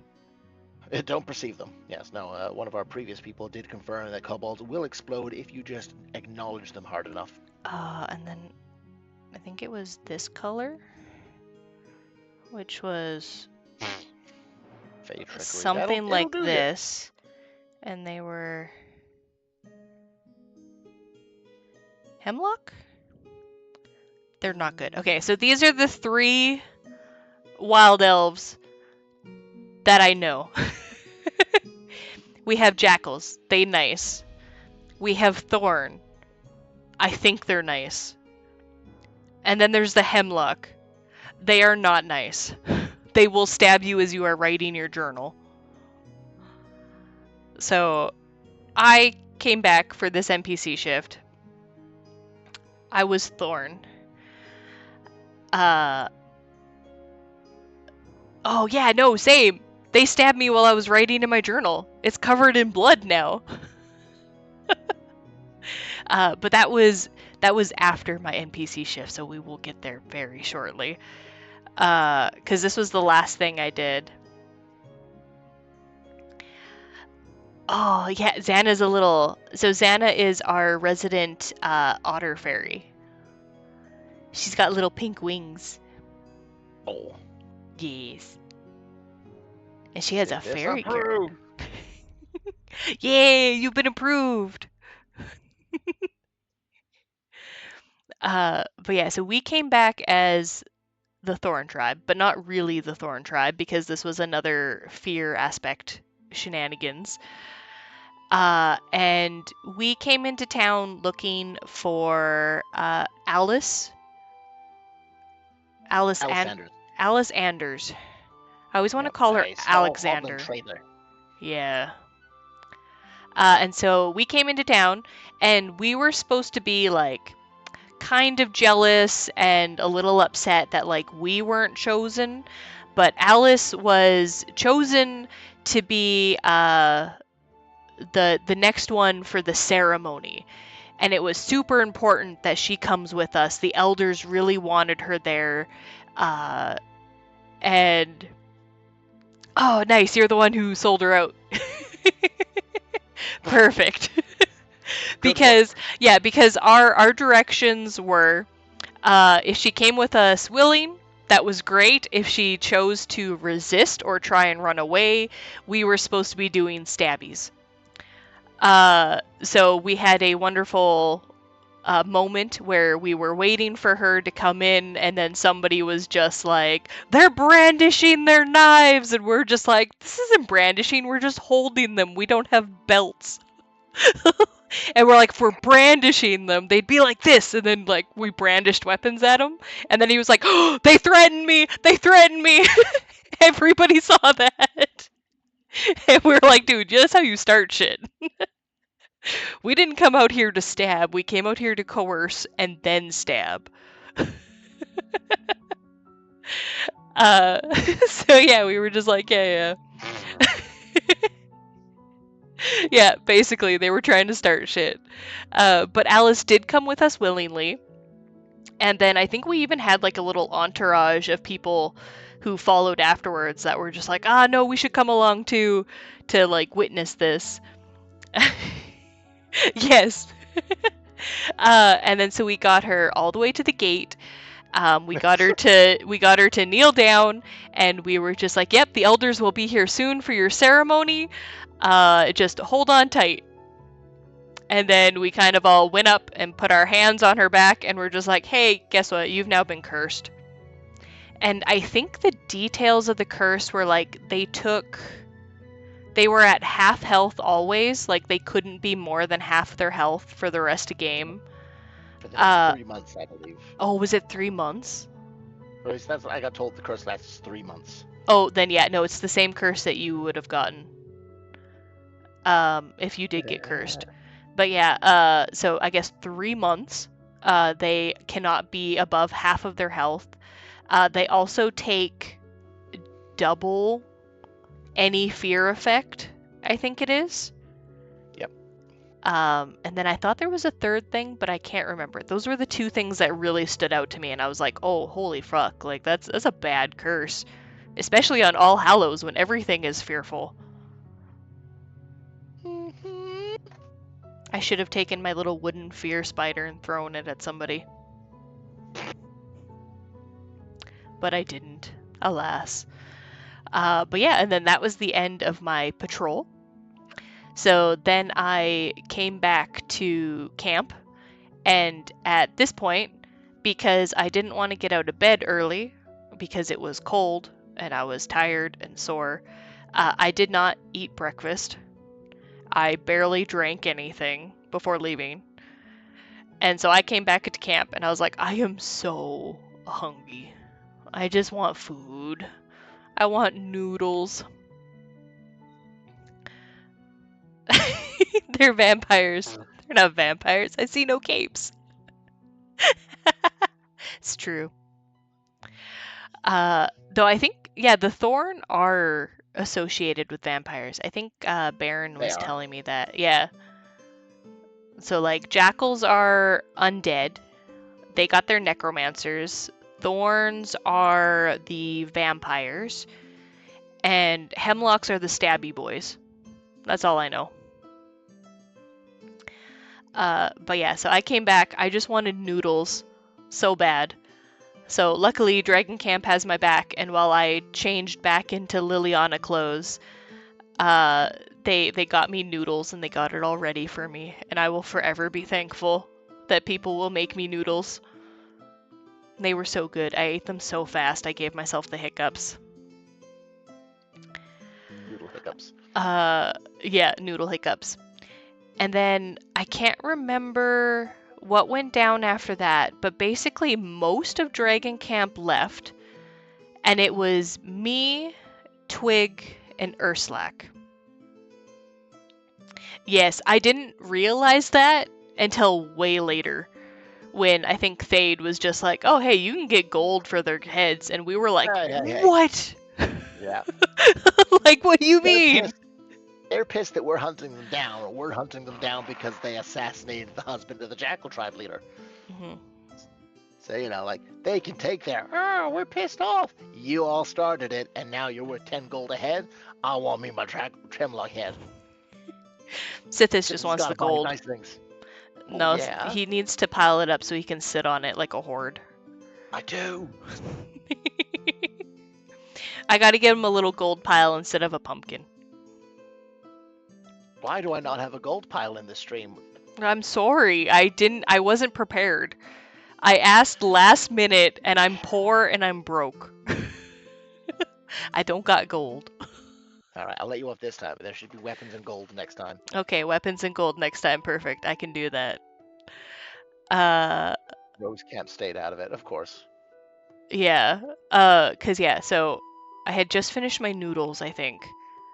And then it was, yeah, just me, Twig, and Urslak. And Twig was making Urslak a sandwich when one of the Hemlock wild elves popped up in the woods and was just like staring at us creepily and running around behind our tents.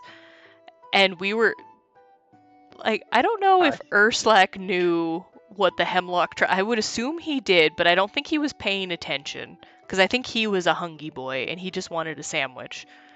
But me and Twig were like, I don't know what that marking is. And so we were like, if you want to come chat with us, you can come chat with us. Like, Oh, poor sweet innocent children. we were just like, you can, like, what are you doing? And then, like, they were throwing, like, firewood out into, like, the field from behind our tents. And we are like, we're not going in the woods.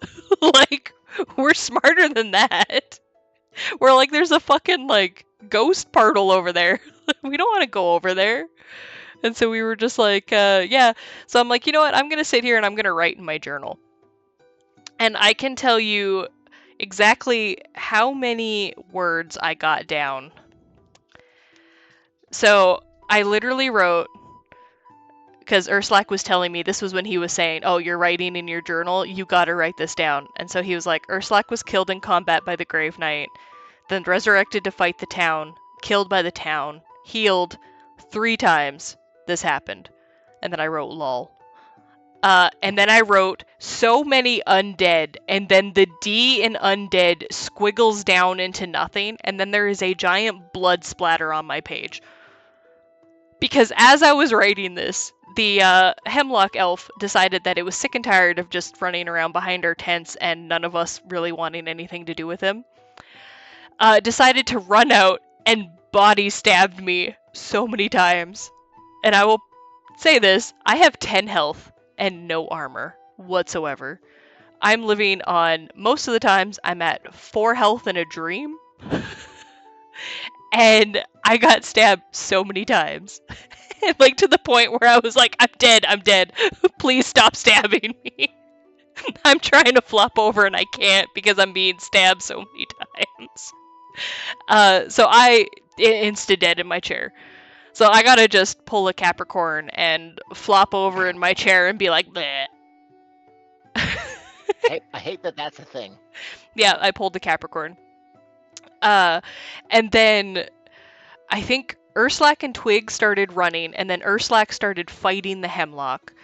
And then he got, oh, what was the call? It was like body execute, I think it was. Because like he basically went like really? And they were like, yeah. And he was like, oh, oof. And then he fell down dead. And then Twig ran for her life to town. She moved so fast. So then, like, the Hemlock chased her a little bit, but then turned around, came back, scalped Urslack, which I think killed him. Like, I think he, like, killed him and, like, scalped his head all in one go.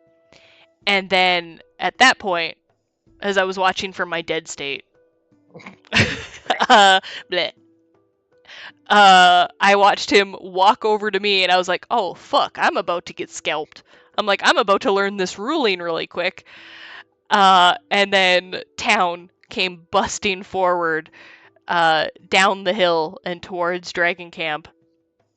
And I think America, not Murica, if Dastin shows up in chat, you tell him off. It's not Murica, like the Murricans. It's Marika, isn't it? Marika, yes, because it's I just saw the spelling too. It's like Mareika, I think. Bless you. Yes, America. But every time I say it, I guess it sounds like Murica, and then people think that she's just American. Which I'm pretty sure she'll just murder somebody. I've seen her throw like 200 lightning element. I'm like, no, I'm good. Or elemental lightning. I'm like, don't do it. She'll just electric you. Eureka. Oh, that's fair. That's a good way to remember it. Eureka. I'm gonna start saying her name funny, and she's gonna be like, what the hell is wrong with you? I just call her Guildmistress because I can never remember to pronounce it right. That's true. Guildmistress would be the smarter way to do it. Do it. I'd rather not be elemental lightninged. Do it.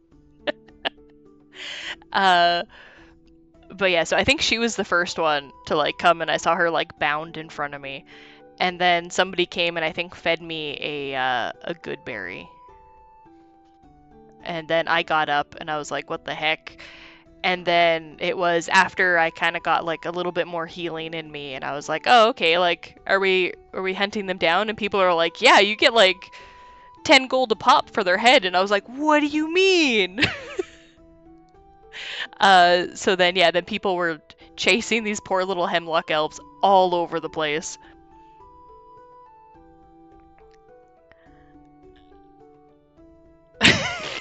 Wow. A sense of timing with all of this. I remember hearing Panic in Dragon Camp right around the time Mud Camp broke out the hookah. Oh my gosh. That's hilarious. But yes, that would be right around the time. Because I don't know when you guys broke out the hookah, but there was definitely panic in Dragon Camp because it was just the three of us. And then Town showed up to save us. Nice. That's awesome. Mudcamp sounds like a blast. Maybe if this character dies and I need to make a new character, maybe they might go hang out at Mudcamp. Just be like, yes, this is my home now. But I still got plans for my character.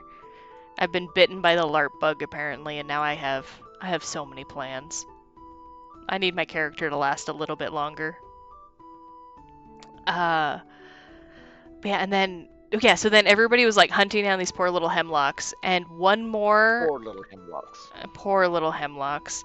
And then one more came back, and then me and another guy got him down into his bleed, or at least knocked him out. And then before we could loot him or get his head or anything, two more like kind of materialized out of the woods on either side of us, and we were like, we could maybe face one of them, but not both of them. So then we had to start backing up. And then by the time anybody else like came up to help us, they had picked up the body of their bleeding friend and they pulled him back into the woods. but then they were doing things like slowly like standing there and like looking at us and like threatening us from the woods, and we were just like, they want us to go in there. We don't want to go in there. Like, even if there's a whole team of us, I don't think we should go in there. Like, A, that leads to the frickin' death hole and the lit up graveyard. And two, they're not scared. Like, we were like, no, it's not worth it. And then yeah, I think after that, I think I went into town, and then that's when I wrote more of my notes because I just sat on the on the step of Ramirez's cabin, which I think in my little drawings is this one. I think The poor thing needs a bit of an update, I feel. It really does. I think you've got those 3 buildings and then the 2 gazebos? Well, because I think the gazebo is here. And then the gazebo is here and a gazebo is here. Well, maybe not that spaced far apart, but... Yeah. We've got FTK working on a updated battle map. I'm not sure. The only kobolds I saw in town were when the angry farmers were there, and then it was our friendly little kobold who draws pictures of rocks. Well, I think she's the one that draws pictures of rocks. I'd know her name if I saw her. But she's the one that said it was racism during the town meeting at the very beginning. Kershanks, yes, Kershanks. She was the only one there that I saw when the angry farmers came. So I think I missed the kobolds coming through town. I also missed the cows that ate phoenix feathers. Oh yes, no, I was there for that. You were there for that one? Well, what I can tell you is, so we're standing around town. Sythiss is being Sythiss. And cows turn up, like angry, fiery cows. I'm pretty sure, mooing with terror in their voice. And of course, they fought and they went down. And it was adorable. But then the cows got back up again. Oh. But this happened several times. With again, horrifying, like evil mooing the whole time. And of course, it's cows. So bless it, Sythiss just doesn't engage. In fact, I'm trying to talk to Marika at this stage, so I just repel a cow so I can have a chat with her. She's fighting for her life, and I'm just like trying to have a talk with her about something dumb. The cow keeps interrupting, so I just shoo the cow away. I don't even fight it, it's just boo. And, oh, yes, yeah, well, yes, no, they were bellowing fire. I just ignored that. Oh, yes. But, the perks of a red draconian? No, that's just Sythiss. Ah, fair enough. 25 fire. Got it. Now, I'm trying to have a chat. Shush. Boo? Combos came through town, and we were pissed that the living followers dissipated after we ate them. Okay. Oh, yeah, I'm not sure. I missed all of this. I'm not sure when this was. Because, like, yeah, I missed the cows. Because I think... What happened while I was...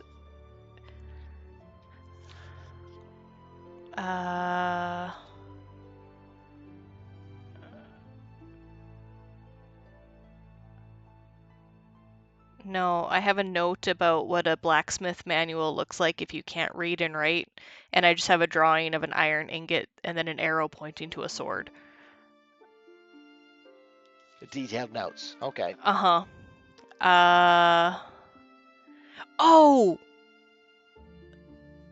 We played Dodge Mana. Yes. Battle Mage training. Battle Mage training, where Sythiss was a beautiful ballerina in his dodging skills, twisting and turning and throwing packets with a deadly grace.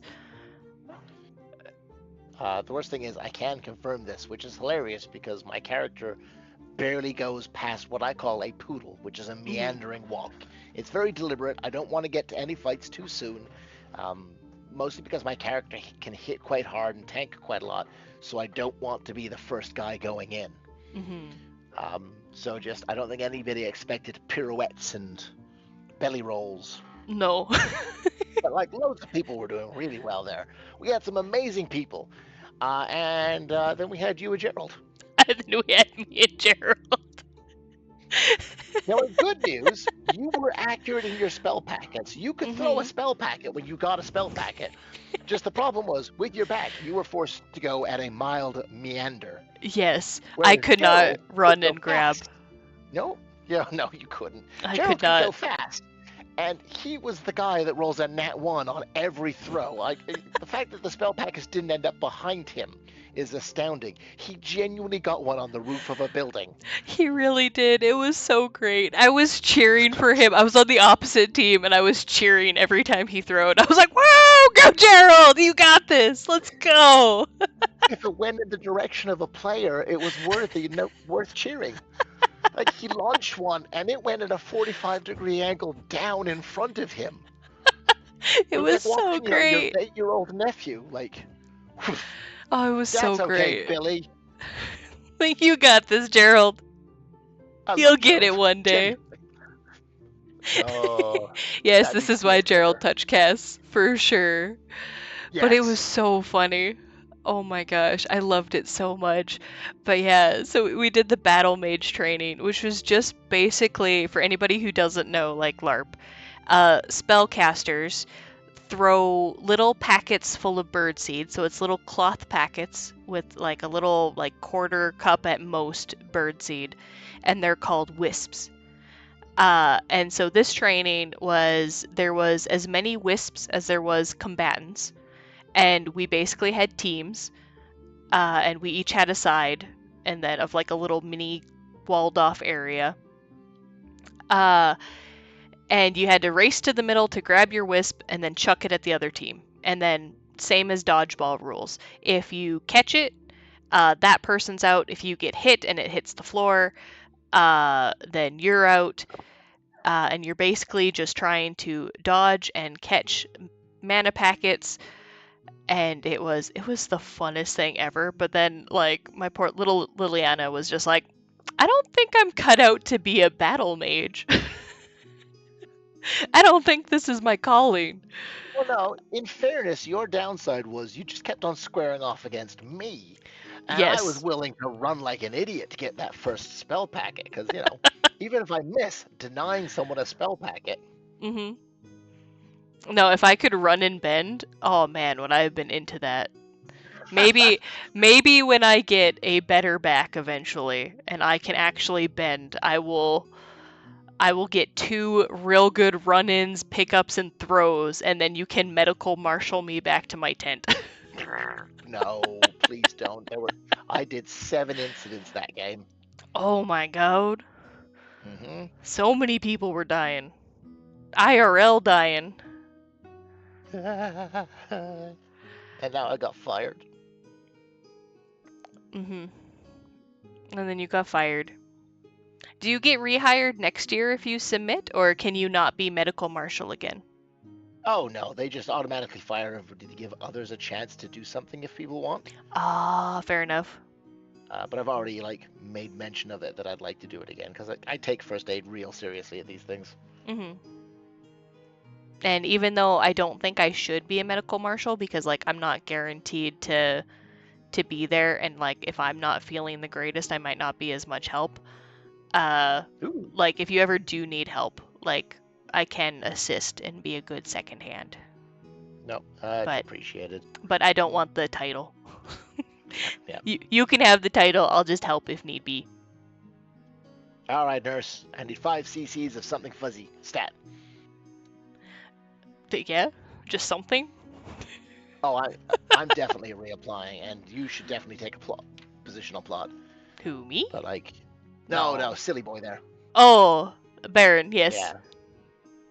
Good news. Apparently, people do appreciate that I go above and beyond for first aid because Mhm. I try and be a medical safe space if that makes any kind of dumb sense. Oh yeah, no, and it's You know, really appreciated. Small happy sounds. Small happy sounds. Happy dragon. Roar. It's terrible. I think I would die if Sythiss made that noise. I'd be like, what? It's clearly Doppelsithis. That's my excuse, and I'm sticking to it. Oh god. Oh, does Doppelsithis have an egg in his chest instead of a heart? No, I've got an egg in my soul, though. Oh, okay. Perfect. Yes, Fade has an egg instead of a heart, and I have an additional egg butting up against my soul. Oh, fair enough. Now we know. Happy draconian noises. Right? First thing is, I genuinely forgot about it. Like, Saturday morning up until about 3, for me, is this fuzzy, I'm tired blur. I am remembering so much because of you. I don't remember anything of Saturday. Yeah. What'd you do, Sythiss? I yawned. Okay. He tried to wake up. I tried. But understandable, like you didn't get in till like super late. So I think we can all forgive you for not having a memory of Saturday.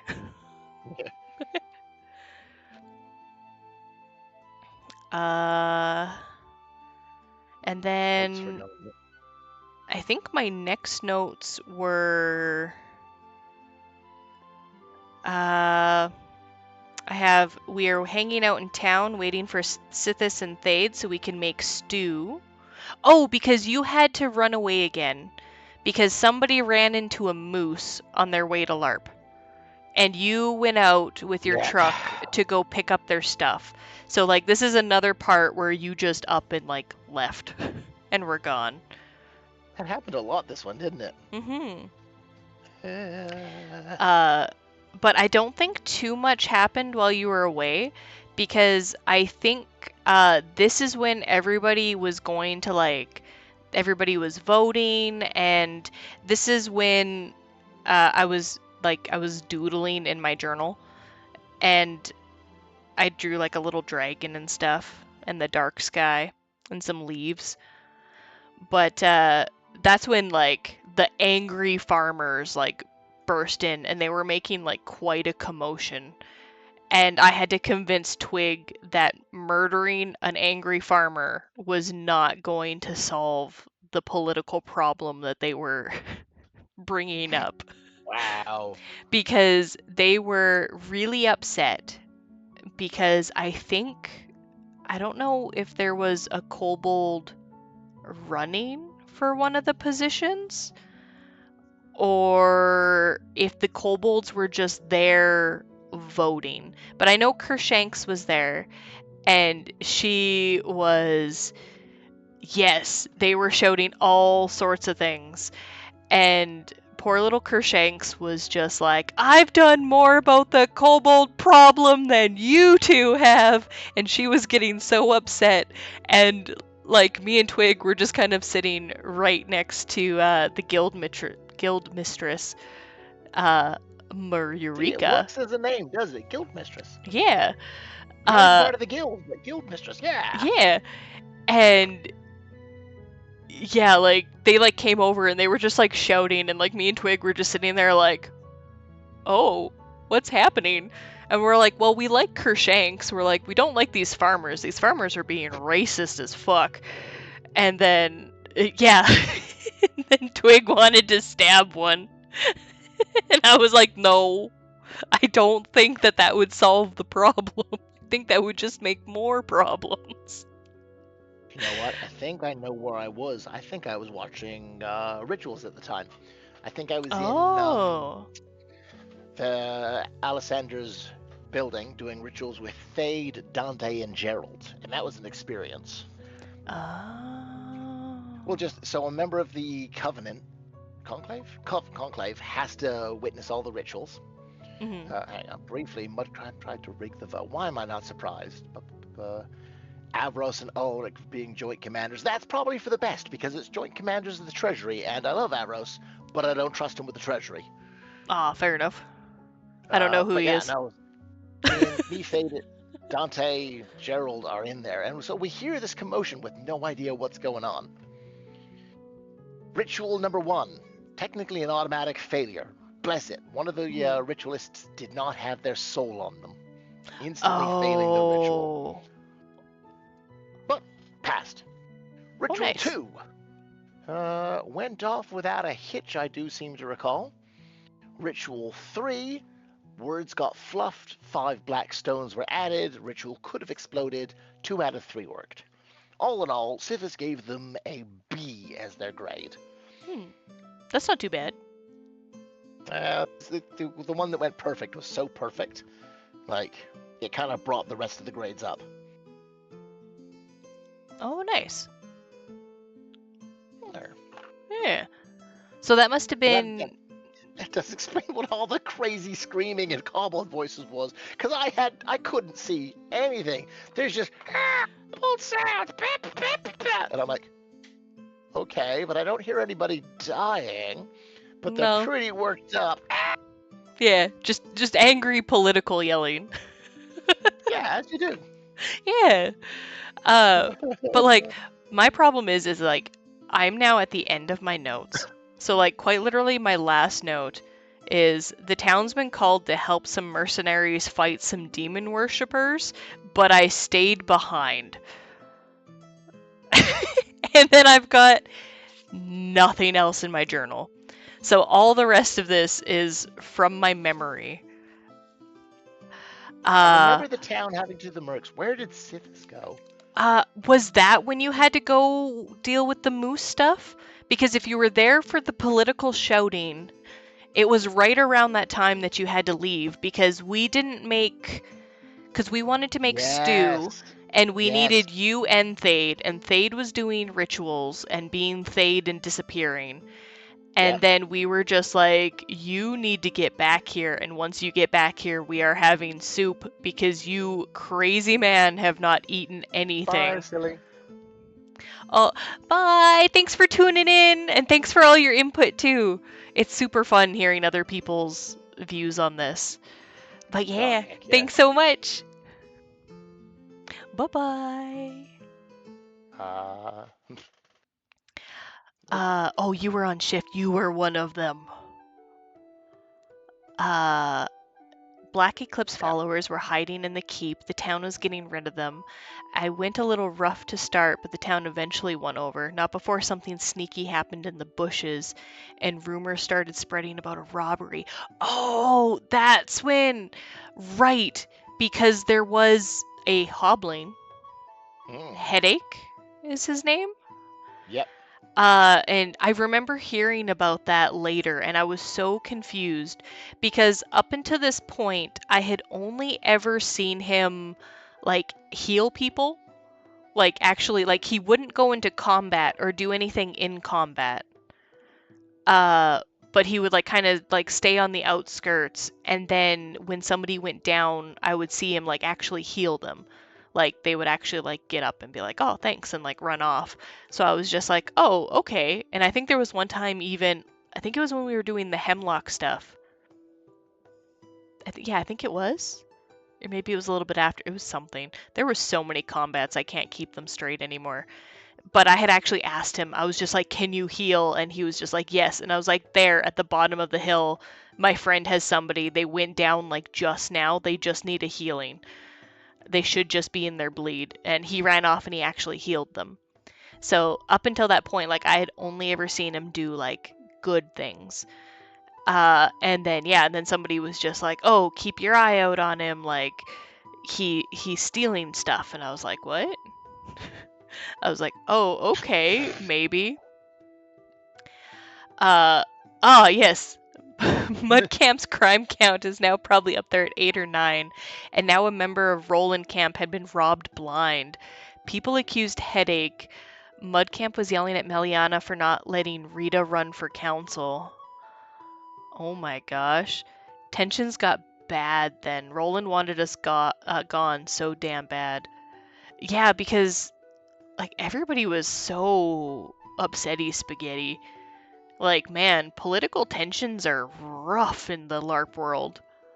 Well, it's not just that. Like the robberies were riling people because Unity tends to have a very low crime rate. Mm-hmm. Um, just because it's just like an unwritten agreement between most of the players that you don't like rob from each other because we've got plenty of other problems. Just be like Thade, always Just chill. just be Fade. Oh, well, good news. I started following Caltraxis this game, which means that if somebody does steal from them, I need to have their head. So, Don't look at me. Again, as far as Sythiss cares about theft in Unity, if it happens to anybody outside of Dragon Camp, I don't care. yeah. Like, and I know that's kind of awful, but like Sythiss looks after his own. But if it happens to somebody in Dragon Camp, he'll move heaven and earth to figure it out, even if it means beating people that they remotely suspect. And the problem is, Yeah. I understand you might not find it because a good, sensible thief doesn't keep the stuff in their tent. So it just means that I have to beat people. Yes. Which we almost witnessed later on as well, because there was an almost theft at Dragon Camp. But luckily, Sythiss didn't need to murder anybody for that. But yeah, so now I'm trying to think. Because then we had stew. And stew was delicious. Twig makes an awesome stew. And it was so good. Because it was like just that chilly enough that having like a nice hot soup in your belly was like, oh, I could die happy right now. Of the hot soup in my belly. Roland started by threatening an execution. Oh yeah, right. They wanted to execute him. Mudcamp obfuscated. I can't say that word. It's obfuscated. Obfuscated. To obfuscate.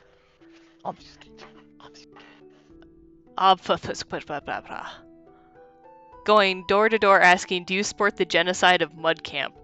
Just to smear Roland's camp's call to arms. Huh. Oh, right, I remember that because I think people came by and were asking about that. Dude, there was so much politically stuff going on that I was just like, I don't know anybody well enough yet to really have a side in this. Apart from, like, I know stealing is not good and I do not support it. But, like, it didn't happen to one of my own. It didn't happen to my fellow dragons. And I was busy just trying to stay alive most of the time, so I was like, I don't know. I'll, like, I don't want anybody to die, and, like, this person who's being accused is definitely, like, I've only ever seen him do okay things. Oh, look at me. I like Headache. I like all of them. Like I'm biased. I like Mudcamp. Mudcamp sounds like fun. Every time I hear stories from Mudcamp, I'm like, what the fuck? That sounds like a great time over there. That's right. You shush until we get to Sunday, you. Oh, yes. And then also, Baron's just like, Mudcamp being around gives the Roland folk someone else to keep an eye on. Roland must be, like, pulling their hair out between Dragon Camp and Mudcamp. They're like, what the fuck? Oh, because, yeah, no, now I remember. So after Stew, it's your time to shine, Sythiss. This was... Sythiss brings out his fancy new pillar that I also forgot to take a picture of because I am fluffy-brained. But he brings out this pillar and he is going to ascend to Dragon Knight Sythiss. But I will let you tell the story because so much happened with that. But yeah, hang on. First of all, well, bam. So I'll send that to you. Ooh, I'm getting things. Yeah, we can science this between us. Oh, nice. I got LARPy photos of, like, costume and my old stuff, and like we can go on tangents about all sorts. Now the question is am I streamer enough to get it on my stream? We shall see. You tell your story and I will get this up. I don't know, you don't want to tell it first from an outsider perspective before I give clarity? Yeah, no, I can do that. So, oh no, my screen went dark. I fixed it, don't worry. professional streamer Now, here. can you put up the pillar picture whilst trying to do this Yes, without breaking your stream? I might be able to. Okay, so from an outsider's perspective, Sythiss brings out. I cannot copy and paste it onto my map because my screen is on my tablet and I am pulling this from my computer Discord. So I can just paste it Oh, onto my overlay here. There we go. So from an outsider's perspective, Sythiss brings out his pillar and he goes, Dragon Camp, gather around. Those of you who don't follow dragons or uncomfy with it, get the fuck off my lawn. And we were all like, oh, okay. And then I think Alice showed up with like a bag of popcorn. So I was like, well, that's fitting. And then, yes, Sythiss gives his big speech about how he, what was it? How he wanted to prove to his dragon Rathanok that he was, instead of like being mighty and like murdering the fuck out of all of the god followers, he was instead focusing on building up the strength of Dragon Camp, so that like we would basically be like a mighty army in a sense, so that like the god followers would be more scared to do anything against us, and if they ever did, like we would be too strong for them to like fight back, and then we would win. absolutely.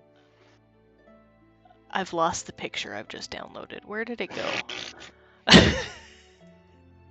Don't worry, I'll find it. It's on my computer somewhere.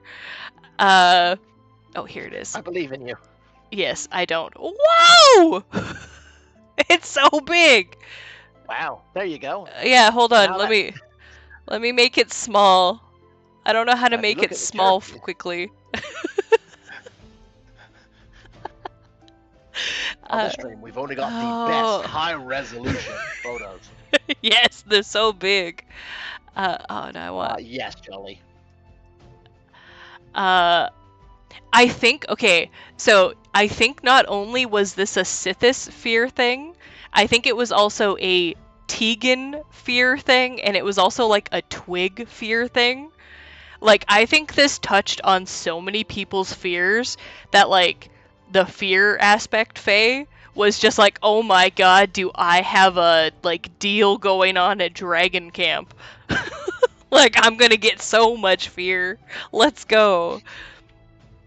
But yeah, so Sythiss is gonna ascend to his way. He brings out this glorious pillar that was made by a dwarf, I do believe, that has yet to make it to game. But she will. She will in the new year, hopefully. Fingers crossed. But she did an awesome job on this. Like, it looks absolutely stunning. And then this doesn't have the little lights that were on it, but it does have little lights on it as well. But yeah, so Sythiss goes out and he's just like, yes, like, and then I have all of these things, and he's like, even though I'm not like outright murdering god followers, I have taken their symbols. And he starts offering up all of these god following symbols, and I think even Alice donated one to you as well. It was like a coin of sorts. From Erasmus. I don't know who that one is off. The god of greed and money. Oh, he's the one that my dragon doesn't like. Yep. So all of that was placed on top of the pillar, and then from what we all saw, the pillar started to like shake and crack and crumble, and it made it look like it wasn't succeeding. Like, it looked like bad things were happening. And then suddenly, out of the woods, this man comes out, and he's just like, How dare you? Like, you're not worthy of being a Dragon Knight of Rathanok because he's my grandpappy and I know best. And we were all like, who the fuck is this guy? Like, he doesn't have any say in this. This is between Sythiss and Rathanok. So we were just like, what the fuck? And then I'm not sure what all he said to you, but like, I remember I was sitting in the back being like, who the fuck is this man? Like, he doesn't know what he's talking about. He should shut up and go away. Quit picking on our Sythiss. And then I think you guys decided to have like a little honor duel. Yep. So we kind of made a little circle around you, roughly. Most people just made like stands over at Dragon Camp looking out, eating Alice's popcorn and Tegan's candies that she was also handing out during all of this. Yeah. She had a little pineapple bowl. It was really cute.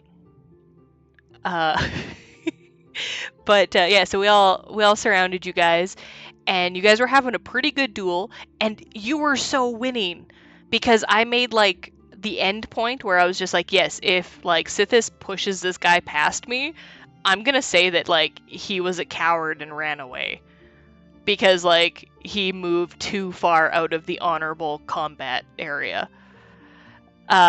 And you almost got him to that point, and then he started to like psychological fight you, and he was just like, you haven't been doing very well, and he was saying some other things really low, and then like Tegan was yelling at you and she was like, don't listen to him, Sythiss, and Thade was just like, Sythiss, like, fucking believe in yourself. And little Lilliana was just like, come on, Sythiss, like, you can beat him, like, you're better in this, don't listen to him, you're definitely worthy. And you ignored the fuck out of all of us as we were Yep. yelling support for you. And then basically, like, you guys had really quiet words, and I was just like, I don't want to get closer in case, like, the wrath of Rathanok, like, strikes me down for entering the combat duel area. Uh, but then you were suddenly like, I know what I have to do. And then you turned back around to, like, Dragon Camp, and you were like, okay, we're going to fucking war. We're gonna go murder every god follower in town. And we were all Yep. like, I guess if that is what you really want, Sythiss, we will be behind you. But if they bring you down, we're going to claim you got possessed, and we're gonna drag your body back to Dragon Camp, and we're gonna tie you up until we can figure out what's wrong. Yep. So I'm going to step in here. I'm going to Yes. add some bits to that. So yeah, I'm doing my thing to Oh, Rathanok, nice. and the pillar is down, and I like, all right, because Rathanok is about anger and fighting and greed and strength, and as a knight, you're supposed to basically do something to diminish the god followers, and the easiest option is murder the god followers. You know, be it PCs, NPCs, and I don't mind murdering the NPCs, but I'm not a fan of murdering the player characters because I just don't think that my story should cause somebody else's to end. If an organic fight happens, absolutely. If strife happens between me and Serafina, let's say, and something happens, that's organic and cool. Me being a high level, like mid 20s level character picking on others is not fun. So I've built up Dragon Camp, the cult. I've got tents and walls and banners and just trying to make it cool. Oh yeah, no, that was his dad. He did an Yeah. amazing job, by the way. Oh yeah, no, that was great. Like, it, Oh, it I've really got like, was. yeah, I've got like symbols of Pandora and rays and all sorts. I've got the dread blade of a dark paladin or whatever the devil they're called, where we beat him down, kept him alive long enough to go and sever the soul link in his sword, so that I could keep it. Oh, And nice. so we sacrifice it, and she's not wrong. Like, it looks like it goes wrong. It looks like everything's failed, and bam, Jolly's dad wanders around the corner. With a, oi up, you suck. Hmm. And she told a great story so far. So we go off and we start having a fight, and the whole thing stinks to Sythiss already. But then, from an out of character perspective, the guild owner's the one that's running this mod, and she runs over and whispers in my ear, it's like, hey, you know, this guy, like, the voice inside your head recognizes this guy, and, you know, Rathanok is definitely his grandpa. I was like, shit. Okay. And if this, like, I'm pretty sure I can beat you in a fight. Jolly's dad was doing quite well, bless him. But I've got my shield, my sword. I'm swinging harder than him. And it's a good fight. But at that, I'm like, you know, like maybe the guild owner is like, hey, subtle hint, he's trying to tell you something. And that's where my doubt comes from. So I'm like, all right, tell me. It's like, look, you're so close, but you're doing this one step wrong. And this step is the diminish the God followers step in my pathway. So it's like, all right, shit. Shit. And I get cursed, thinking it's because, you know, I failed Rathanok. Turn around, and, you know, as she just said, it's like, all right, we're going to fucking war. We are purging the God followers. Get ready. And I'll let her take over, and then I'll keep clarifying. Oh, I was drawing a hydro crab because I remembered that I was going to do that earlier. Yes. So,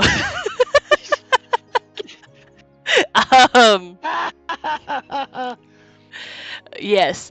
So after he declares that, like, he's gonna go to war, basically all of us were like, oh shit. And, like, I know Thade and Tegan were like, do you really want to go to war right now?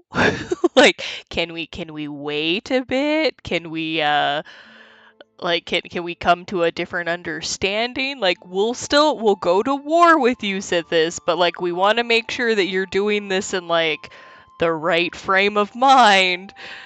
And he was like, no, we're gonna go to war. We can wait until, because it was almost 6 o'clock at this time. I think it was like 4 minutes to 6. And he was just like, no,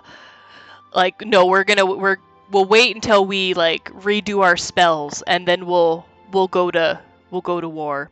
And so we were like, okay. And then I guess me and Tegan had the exact same plan, because we were just like, okay, so if we go to war, and if the dragon, or not the dragon, the God followers can actually bring him down or knock him out, because we were like, maybe?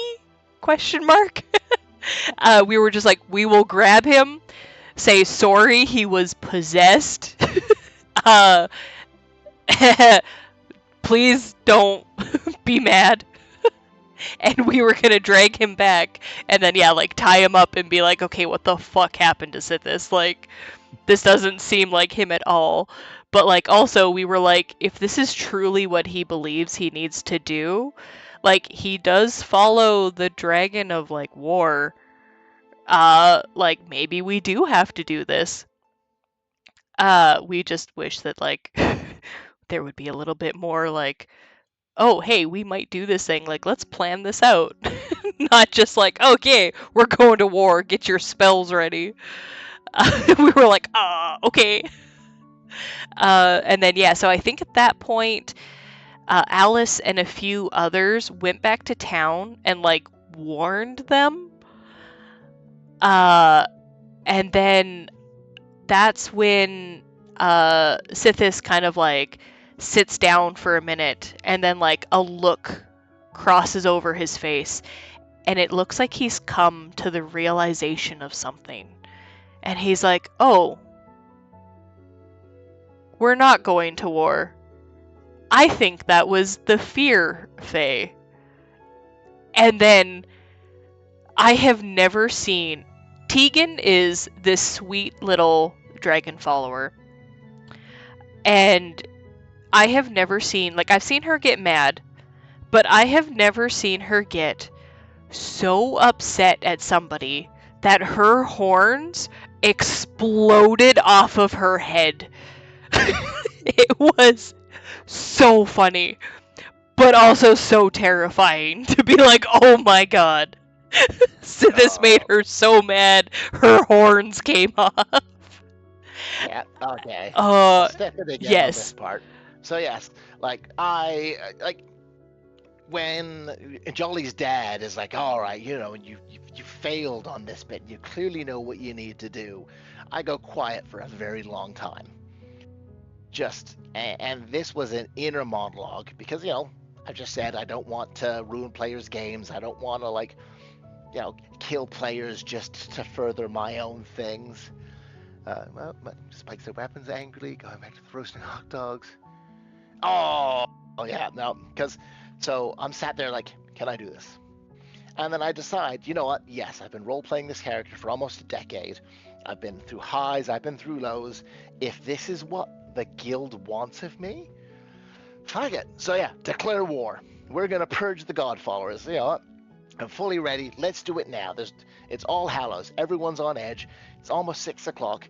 Everyone's tapped out. They'll get their abilities back. But if we're the first to rememorize spells, we've got an advantage. I don't care about Hmm. their alchemy. I don't care about their magic. I don't care about their saps or their critical hits, because Sythiss is built to be a tank.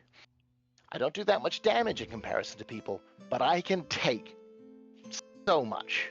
When the Bale Scrivener tried to dominate me, I reflected his dominate 4 times before the 5th got me. So, whew, I sit down, I calm, I start memorizing, and the guild owner comes over, drags me off behind the tents to have a chat with me. And Yeah. it's half in character, half out of character, as like Dad Rathanog, or the voices in my head's been like, "Is this what you really want?" It's like, no, I truly believe that the way I was doing it was right. Well, then why would you believe that person? The only reason I believe them is because they're blood of Rathanog. That's it. That is it. And then Tammy's like, wait, you do know that there's a Fey nightmare creature that can take on your worst fears, right? And I'm like, no. It's like, what do you mean? It's like, oh, it's common knowledge for this area. We announced it at the beginning of the game. And at the beginning of the game, guess who was doing more medical martial stuff? It was me. Hmm. Because, yeah, one of the players ran into a moose before he arrived, so I sidled off to check him out, missing, hey guys, by the way, there's an element or there's a Fey thing that'll take on the most worrying fears you have and personify them. And I'm like, what? Is that what I was doing, the medical stuff? She's like, oh my god, yeah, you don't know, do you? I'm like, no! She's like, it's common knowledge. Weren't you here? Like last year? It's like, no, I missed All Hallows. Oh, Chris, this is a fear thing. It's like, that makes a lot more sense. Okay. Oh. Oh, so yeah, I go back round. It's like, all right. Sythiss looks as though some sort of common piece of knowledge has just slotted into place in his brain. Maybe we're not going to go and purge everybody. We should send some runners out to let town know. Yes. Because, bless it, like, she knows more than I do. Because, again, I don't hear much of Sythiss, but I do Hmm. know Alice Anders has a building at this camp. It's like a nice little 2-story house. Hmm. And she runs there, grabs Ramirez, who is another God follower that we all love, goes into the house, bolts the door, closes the windows, bars the windows, goes upstairs, and hides. Yeah. So yeah, this next part was so funny. So I think Tegan ran back to town to try and be like put out the fires of like, no, we're not going to war. Please stop panicking. It was just the fear, Faye. Like, relax. And then I think I started meandering out to town as well, and then Guild Mistress Marika came by, and she was just like, yeah, I heard Sythiss might be coming to kill God followers. And I was like, yeah, no, that's been called off. I was like, that's a fear thing. He was just having a bad time. I was like, but he's feeling so much better now. Like, he's doing good. Like, we're not gonna go to war. It's fine. And she was like, oh, okay. I was hoping like I could maybe like pacify him by like fighting him myself, and like if he happened to kill me, maybe that would satiate his blood urge. So I put it down as Marika is going to pacify Sythiss with her body. And I just shook my head and went, nah, no. If he was going to war to kill all the god followers, he was going to kill all the god followers. I don't think just you would have been enough. And she was like, I might have been able to like put up a good fight. Like I think I might have like been able to. And then it made me think on if the guild mistress and Sythiss fought, like actually fought each other, who would win? Because she does lightning. And last time I checked, dragons were very allergic to lightning. See, here's the problem. If we had fought at that stage, she'd have gone, haha, horrible lightning, and I'd have gone, no effect. Oh. Because again, when Sythiss is like prepped, I don't care about ritual level magic or below. So it's like, elemental lightning, don't care. Okay, so you definitely would have murdered her and then continued on to camp. Well, the Roland camp. Rolanites would have been first, bless them. Poor little Rolanites. They were also terrified, from what I learned later, because I was chatting with one of them at a later date, and they were just like, yeah, no, I'm like really glad, because she's like, I don't think we could take Sythiss. She's like, we might be able to like slow him down a little bit. She's like, but I don't think we would have been able to beat him. And so she was like, we were very terrified that he was actually going to come and slaughter everybody. And I was like, wow. I was just like, if that isn't a sign to Rathanok that Sythiss should be Dragon Knight right there. Like, I don't know what else is.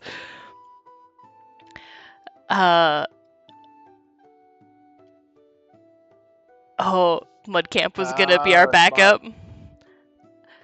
That's fair. The problem is, there were a couple of people in Mudcamp I'd have had to have hit up.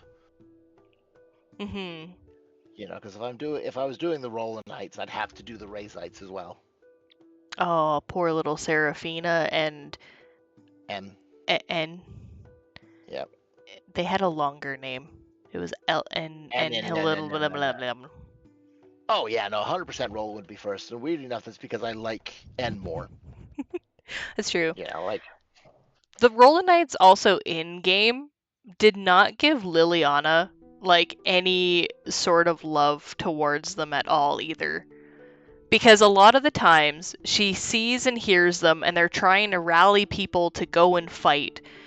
And then as soon as things get a little bit difficult, they start backing up and they're like some of the first ones to retreat. And even my little like 4th level druid is just like, how fucking dare you call us to fight and then retreat before the little people are back? Like, you guys are bigger and stronger and you called us to fight. You should defend until the end. So yeah, my character in game has no love for the Rolanites and is just like, like, I'll help you if you happen to be nearby and you're calling for my help, but that is just out of the kindness in my soul. But if like I have to choose between you and like anyone else in town, it's going to be the anyone else first. So yeah. No, they've done similar to like Sythiss. You know, like skipping ahead to the Saturday night fight for me. Oh yeah. I'm sat there at one stage like yelling for help, caught in the tentacle claws of a horrible thing, and I could see them backing down the goddamn hill. It's like, you. And of course, you know, like I'm clearly going down, but I don't think they told anybody. Yeah, I'm not sure. At that point, oh, that would be spoilers. Actually, we're almost there, I think. Because it was after we soothed... Yeah, you didn't murder town, so that's good. And then I think right around that time, you also learned that you did actually succeed in being a Dragon Knight. Which, congratulations. Woo, thank you. I'm a Dragon Knight. He's a Dragon Knight. He also forgot how to do a lot of things. Because apparently that happens.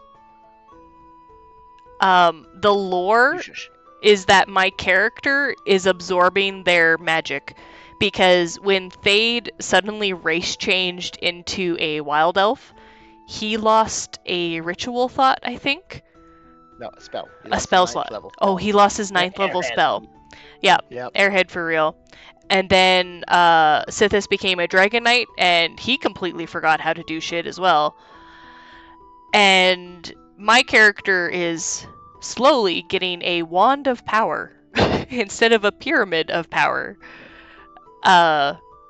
Which we will get into very shortly because it's about to come up. So up until this point, she's been doing pretty good. She's been feeling like she's been having a great time, and she's getting so battle ready. Like, even though her attacks don't seem to be like doing much, she is hitting her targets, and she's staying up a lot longer. Like, she's only had to be like helped a couple of times, and that's just because like something basically got the drop on her because she didn't fully understand what was going on. And so she's just like, no, I'm doing great. Like, I'm a fucking god. Like, I'm gonna be so powerful. Which is kind of out of character for her, but is also now in character for her.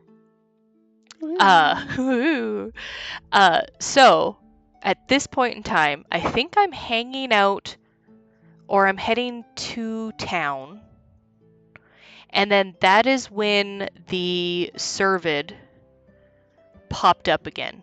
Because all I know is that I was around and near the guild mistress, and she started calling everybody to like come and help, because I guess there had been a magus, or like a scribe from the future, that was sent back in time by the archmagus, and I guess he had like a tentacle growing out of him, and he basically told her, you need to stop this at all costs. Like, it cannot be done. You need to stop this. The future is horrible. And then he begged her to kill him. And I was like, oh, fuck. Like, okay. And she was like, we need to stop this ritual, like, now. Like, do not let them get to the fort. Do not let them do it. And then for a good while, it was just a very few amount of us, with like one being the guild mistress, and then I think I was there, and I think Twig was there as well. And we were basically just like taking pot shots on this entourage, like of Servid and gargoyles that were just waltzing through town. Entourage of evil! Yes, oh, I do remember somebody yelled, check his nipples. Sneaking and stabbing. Yeah, so like we were trying our best, but they managed to make it all the way to the fort. And then this is where, so we get to the fort, and Marika runs in and immediately gets downed. I don't know if she's just unconscious, just got knocked down, or was dead or dying or what, but she was laying on the floor. Twig is just kind of beside / in front of me, and I think there was somebody else in there with me as well, and I was just through the door and kind of like by a pillar in the fort. And I was like, okay. And then they called hold. So we all had to listen for this description. And they start talking about how like the Servid reaches the magic circle that was there, like the ritual circle, and a giant burst of energy like shoots up towards the fingers, and it hits kind of the underside, and just like layers upon layers get peeled back, and it's just this abhorrent, gross, disgusting planes of existence come into view. And it's like there are tentacles everywhere, and it's dripping acid, and there are eyeballs, and the trees are gross and slimy, and they have eyeballs for leaves, and it is just the most terrifying thing that you can imagine. And then, of course, they point at me and they're like, hey, we need you to go relay that information for everybody outside. And I was like, oh, okay. So I had to run out. I stood on top of this big hill, and I realized when I ran out, and like, there was nobody at like the top of the hill. Everybody was like mid hill or further down, and I was like, oh fuck. And I'm like, well, my character can't know that. And I'm like, so I shout my little description and stuff like that, and I'm like, okay, we're all good. Everybody heard me. Sweet. I'm going back inside. I go back inside, and he's like, good job. I noticed that like all of the NPCs have like shifted around, and like some were missing, and I was like, like what happened in here? And then he was like, yeah, he was like, as this portal opens and everything like that, you notice that like the Servid begin to change, and they become these abhorrent creatures with tentacles and claws and like eyeballs, and they're just dripping goop and acid. And I was like, oh shit. Like, this is gonna be bad. And then they call Leon, as there is now more NPCs than what we chased up the hill standing in front of me. Twig Booker's out behind me. I look around, the other person that was in there with me is gone. Marika is laying on the floor. I think she might be dead, and there are so many NPCs walking towards me. I think that was the fastest that I moved that entire game. Oh, no, wait. When I ran away from the one angel. That comes up later.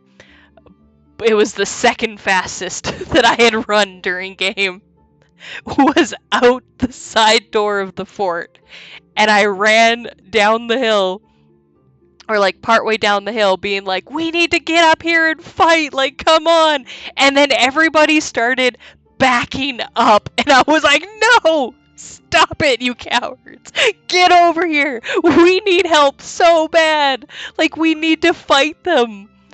And yeah, like, it was so bad. And then finally people started like climbing up the hill and like engaging these monsters. And so I turned around and I started fighting my best, and I was doing pretty okay up until I went to go pick somebody up because they had fallen, and I'm like, I need to get them back to a healer.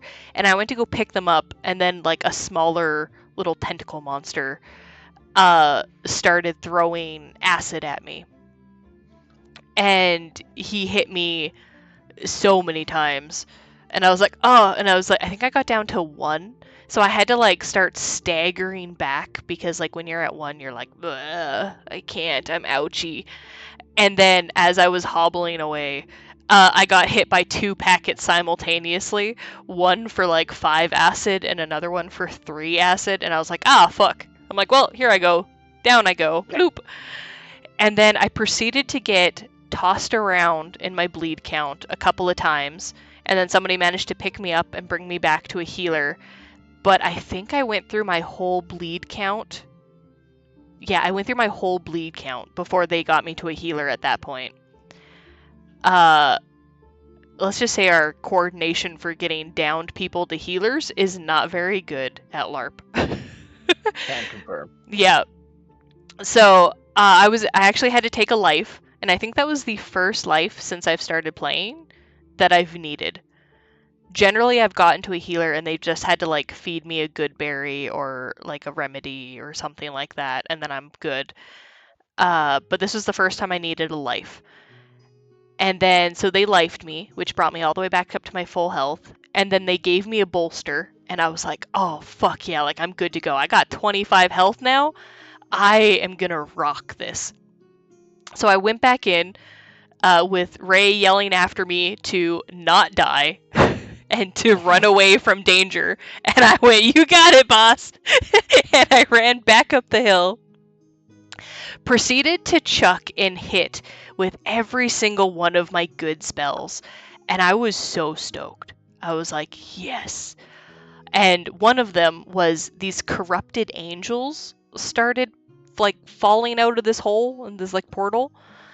And one of them was shouting something about, what was it? I can't remember, Maligant, I think. And he was wearing like all gold. And I chucked up and I hit him with a 50 elemental stone. And I was so thrilled with myself because A, I hit him with it, and 2, it actually did damage. And I was just like, oh, I was like, I am fucking amazing.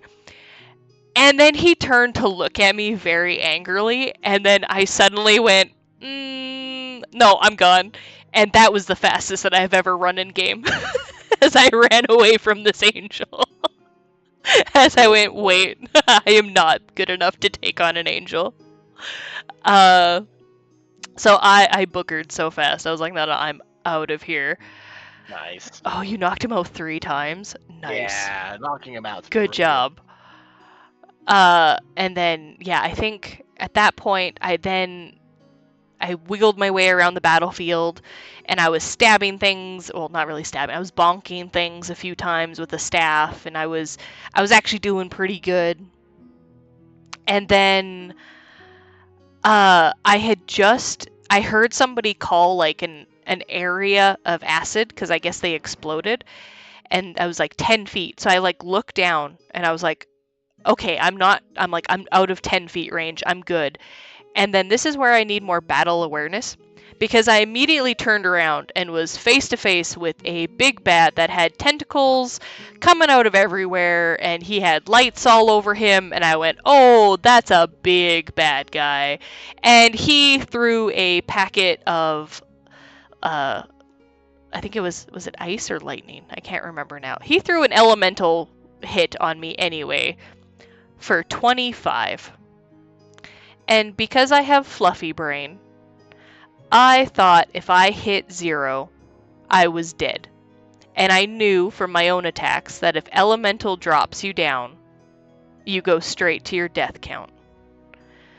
So, where I should have been unconscious and waking up again in a minute, I thought I was dead. So I thought I was in my death count. So I started the long count of death count. And this is where I am going to curse every single person who picked me up and threw me across the battlefield, because I did so many burpees. Because it was like I was laying on the ground, somebody'd pick me up, throw me 20 feet in a direction. I would get there, I'd lay back down just for somebody to pick me up immediately as I laid down, walk me 5 feet, have to drop me because they got hit, just to be picked up, thrown 20 feet in another direction, just to lay down on the ground, get picked up, move 5 feet, dropped, picked up, thrown another 20 feet. I was so tired. I was like, can we just heal me or let me die? Like, quit throwing my dead body around. It's not fun for the dead body. And yeah, that happened so much. And then finally, I must have like flown back to like the far reaches of the battle, because I was at least way down the hill. Like, I think I was like over here. Oh, I'm on my thing again. I was over here when they finally picked me up, and they started carrying me all the way back to town, just to realize nobody was in town that could heal me. Everybody that could heal me was at the fight. So then they turned around and they brought me all the way back, and it was about here that I finally hit my count and my body dissipated. I took my first ever death. And the look on the poor guy's face when I dissipated in his arms, I felt so bad. But I dropped all my gear, which is important for later. So I had to drop all my gear. So I dropped my bag, I dropped my little green pouch that had items in it, and I dropped my staff. I then proceeded to go to plot camp, where I saw another dead person waiting for me, which was the guild mistress. Oh So I no. was so I was like, oh. I was like, did everybody who led the front charge, are we all dead? I'm like, is Twig gonna come up behind me? I hope not. Uh, but luckily, Twig did not show up at plot camp, so I'm happy about that. That's But good to hear. but me and Marika had a very good conversation where I learned that when she was downed by the ritual circle, I believe Alice managed to make it around and bring her up, and then they were trying to do a ritual in there, and I guess Marika kept kicking down their triangle, because I guess they kept building a triangle for their ritual, and so she just kept kicking it down, and they'd be like, "Oh, our triangle," and then they'd have to like make it again. So she successfully interrupted their ritual twice before they finally killed her. And then I think she was brought up again, was fighting out and around, and then ended up going down again, and then nobody got to her. And then she was like, I was half tempted to like hang around as like a ghost and see how the like fight was going. But she was like, but I was worried people were gonna think that I was in game, because at this point it was getting really dark. And she's like, and they might think that I'm like still here, and then they might run up to me for stuff. So she was Yeah. just like, I figured it'd be better if I just left, and I was like, fair enough. And then yeah, so then we just hung out and we chatted, and we were like, yeah, we're having a great time in the death zone.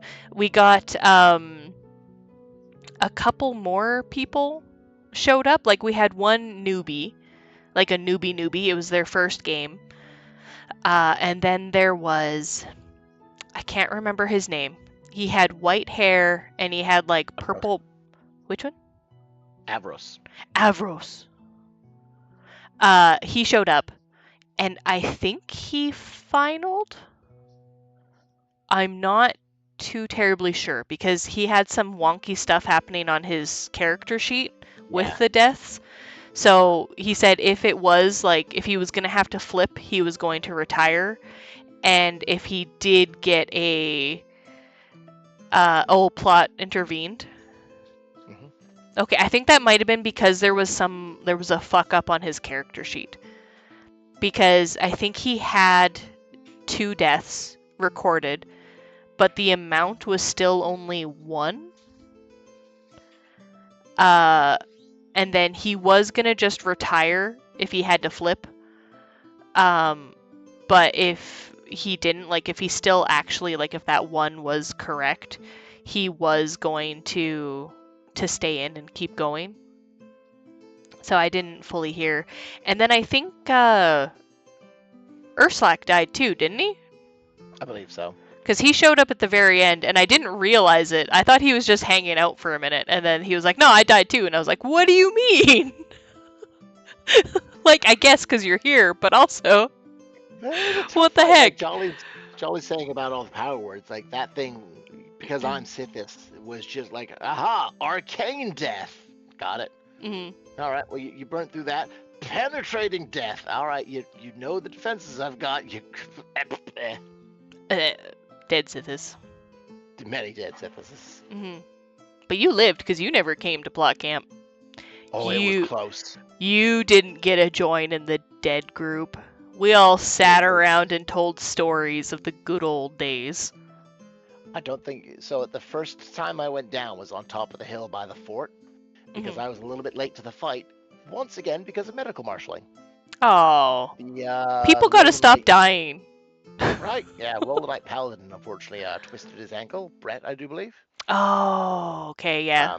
So I was behind because I had to go get gear, so I had to run back to Dragon Camp and then come in, and things had kicked off by the time I got there. Hmm. So I get up the hill, and that's when like the big Magus with multi tentacles and glowing lantern wings is just like holding me and crushing me very slowly. It was quite a nice slow crush. Oh, that's nice. And I'm looking over at Lilliana like, get the fuck over here, somebody help me. Anyone? Nobody came to help? And no one. Oh, what So the he heck? kills me, and I'm like, oh, I've got a thing for that, so I'm alive again. Is it? starts crushing me again. I'm like, you fucking son of a bitch. He's like, nope, nope, they're all back. They have backs down the hill. So he kills me up there, and I go through my death count, and I'm down to like the last like 30 seconds when Luke, like, um, Thorin, anywho, he like races over and successfully gets me back up. Oh, nice. Oh, I was so thankful for him. Also But yeah, like, jolly. How could you? Colin turns, sees me after having screwed with a good long while. oh, He wheeled back, tried for a spell strike, soul sever. I stepped back behind Urslak and he got dunked. Oh my gosh. oh, jolly. Thorgard, that's him. Yes, thank you. Nice. Oh my gosh. And you tried, Twig. I believe. But no, Plot Camp did say after they all like came back, sort of thing, that they were like everybody did like really well. They're like that was a really tough fight, and everybody did really good. It was so So tough.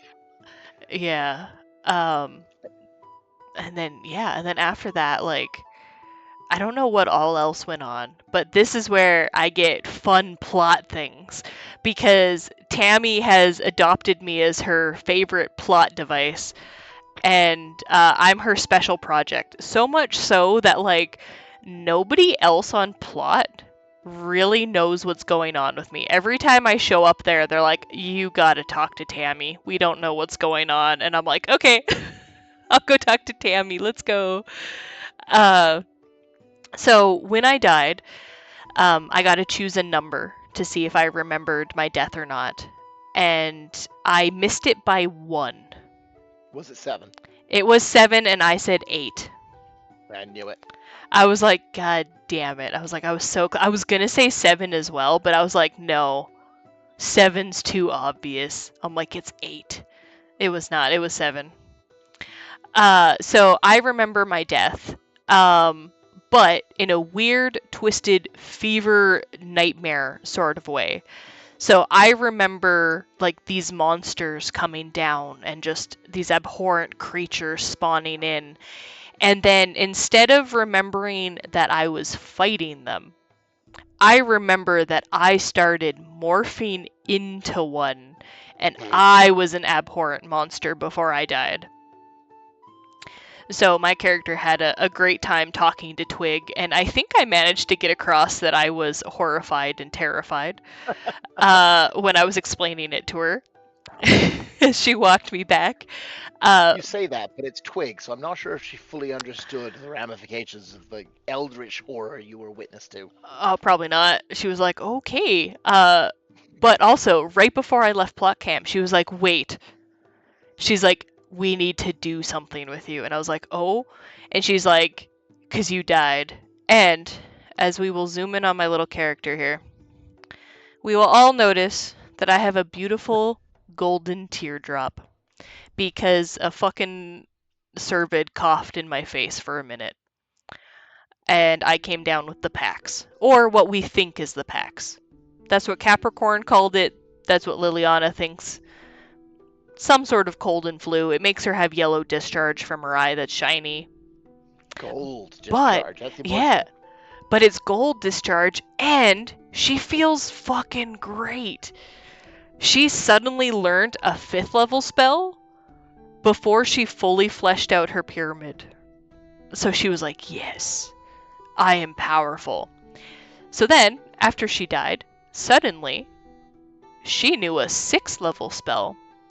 So now I have, because I got 2 5th levels, like just, because I completed my pyramid for my 5th level spell, I don't even have enough to get another 5th level spell. I now have 2 5th level spells and a 6th level spell. And she has gone a little bit more power crazy. She's feeling a little bit more godlike. It's gone to her head just a tiny bit. But what ended up happening, and Sythiss, I still can't believe you gathered so many people around me. But Tammy was gonna come with me when I respawned. but then she was like, oh wait, I think my attention is going to be needed over here because something else was happening as we were like walking into town. And she was just like, okay, she's like, here's what you got to do. She's like, when you spawn in, you're going to explode. She's like, the magic circle is going to pulse. You are going to spawn in, and then, oh, hello. Hello, Conrad. Free raw toast. Oh my gosh, I love your username. Free raw toast. Thanks for coming in and saying hi. Welcome, welcome. I hope you weren't one of the people I exploded on. Cause yeah, I initially explode in a 10-foot radius all around me with a 1 arcane kind of pulse emanating from me. So I was like, okay, I got this. So I'm like, yeah, no, I can do that. And she was like, okay. And now for the next 10 minutes after that, every minute you are going to explode again for the same thing. And I was like, oh, okay, I can do that. Like, I can remember that. Let's go. And I'm like, well, the first time it should just be like Sythiss, because normally it's just one person hangs out at the magic circle. And I was like, so he's probably going to get hit, and then I'm probably going to hit him like once or twice. He'll live, and then he's probably going to, like, I don't know, do something about it. And I was like, okay, I got this. I'm like, it's not going to be much of a danger to anyone. And so I finally find Sythiss, and I'm like, hey, you feel a tug towards the magic circle. And he was like, oh, okay.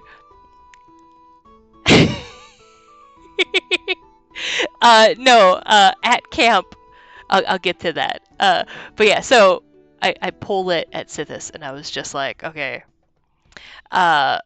like, I'm gonna be there. And he was like, okay. He's like, I gotta go to the magic circle. He was just like, I need to, like, pay everybody. He's like, so grab my chest and, like, start gathering town. And I think, like, yes. And then, like, yeah, Mud Camp was there, and you guys were all like, yeah, we all gotta, like, we want to get paid and stuff. And then so, like, I'm in this cabin, and I'm looking around, and I'm like, oh, fuck, I'm gonna hit so many people with this. And then I even had to, like, go over to Gerald, because I was just like, Gerald, I gotta say this correctly. I'm like, so I'm gonna call a hold when that timer is up. And he was like, okay, got it. And I was like, okay, sweet.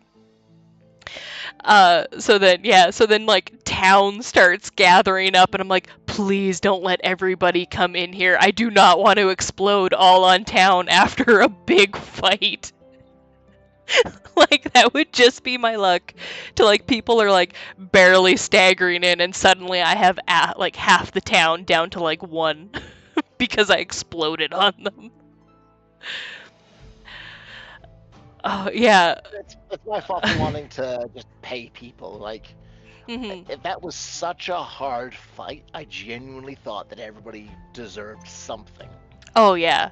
No, and I'm not faulting you for that. I just thought it was so funny that, like, every time I've seen somebody get, like, rezzed or heard somebody get rezzed at our, like, dragon circle, it's been, like, maybe 1 or 2 people hanging out with them. Yeah. While they spawn in, and then I'm sitting there, and there's like so many people, and I'm like, oh, I didn't know I was this popular. I'm like, I thought I was just a newbie in town, and nobody really knew me. Sythiss doesn't even know my name. He just thinks I make a good sandwich. Yeah. So I was like, oh, okay. And then, yeah, so I had to pop in, and then just so that I made sure everybody heard me, I had to call a hold and just explain it to be like, okay, this is what happened. This happened. And, let's go. So I exploded. I laid naked on the floor. Gerald gave me his cloak. I'm bewildered and terrified because last thing I knew, I was an eldritch monster getting murdered. And yeah, and then suddenly I'm naked and exploding, and there's people everywhere, and I'm like, what the fuck is happening right now? And then, yeah, I can't remember. Did I hang out for a minute before I finally went back to camp with Twig, or did I Yes, you immediately did, go? because I no, exploded a no, second time. yeah. Yeah. So I exploded a second time. I got kicked out of the cabin. I went to camp. And then Twig walked me. And then what happened? What happened, Twig? Is that I counted exactly to a minute, like right when you were at the edge of like my 10 feet. And I was just like, I don't know if I want to be mean, because you just walked me all the way back, and you're technically like right within range, but you're also like, could be out of it if I just wait another second. So I didn't want to kill you, and that's why I said I'm sorry. Bless. I almost killed you. That would have been hilarious though if I downed you and then had to run you back up while I was still naked, being like, I murdered her! Somebody help her, please. I killed Twig. I killed Twig as I explode again at everybody, fully putting Twig into her bleed count. But yeah, no, I didn't want to. I was like, no. I was like, she's so close, but like, if I just wait one more second, we'll be far enough apart. So yeah, I didn't want to murder you. And then I think I exploded a couple of times because I was like, well, I'm technically dressed. I'm like, but I'm going to just pretend that I'm getting dressed. And then I'm like, and then I'm going to chug this bottle of water because I'm thirsty. And then I think I ate some candies that were on the table. And then I started walking back up to the cabin because my character's like, what are the chances that I keep exploding? Like, it can't be that bad. And then I got back up to the cabin, and then I exploded on everybody again. And then, As you were apparently wont to do. yeah, as I just am wont. And then I managed to get back to camp, and then I think I exploded on people around camp, and then they decided to put me in quarantine. So they they just had to put me 10 feet out, but instead they put me like 40 to 50 feet out. Just in the dark outside of all of the tents. They just plop down a chair and they're like, okay, you can sit here. And then every time somebody got even remotely close to me, they were like, don't go near her, she's exploding. And everyone was like, what? Yeah? Well, you were exploding. Yeah, but I only exploded once more at that point. I literally had one explosion in quarantine and then I was done. That's the best.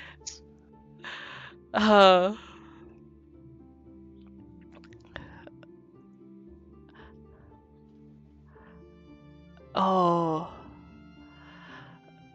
What's this? Who's I can dying? Yes. Beat the piss out of the fear aspect. Nice. I was beating the piss out of mine. It's true. And then the wind is like, hey, you sure? I was like, well, if the guild owner's telling me, maybe I'm not sure. If the guild owner says so, maybe I'm not sure. That's true. Tammy tells me stuff and I'm like, oh, okay. Oh, I still gotta write an email to Tammy. Saying that I exploded over everybody. Not my kids. That one's lying. If they are my kids, I have 8. I can lose 3. Oh, man. I'm glad my parents didn't think like that. I'm 1 out of 7, so...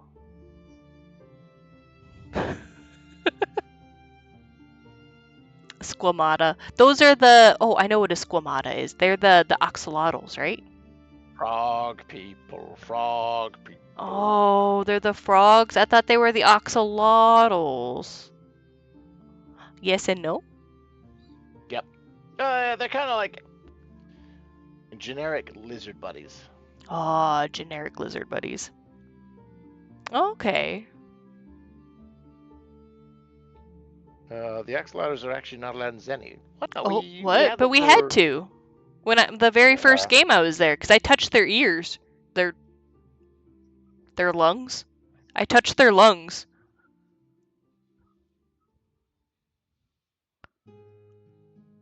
They had their racial stripped? Ooh, I'm learning things.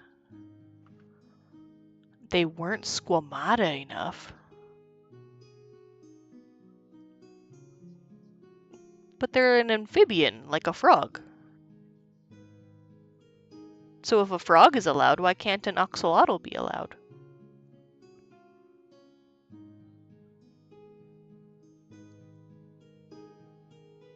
That I don't know. The racial reps weren't So technically? yeah, so every species has a minimum racial phys rep. Mm-hmm. And if the racial reps aren't followed enough, you're not allowed to be it. Oh. So think of it like Sythiss, for example. If for whatever reason I don't have my scales on, Mm-hmm. they can be like, well, no, you're clearly not a draconian. Oh.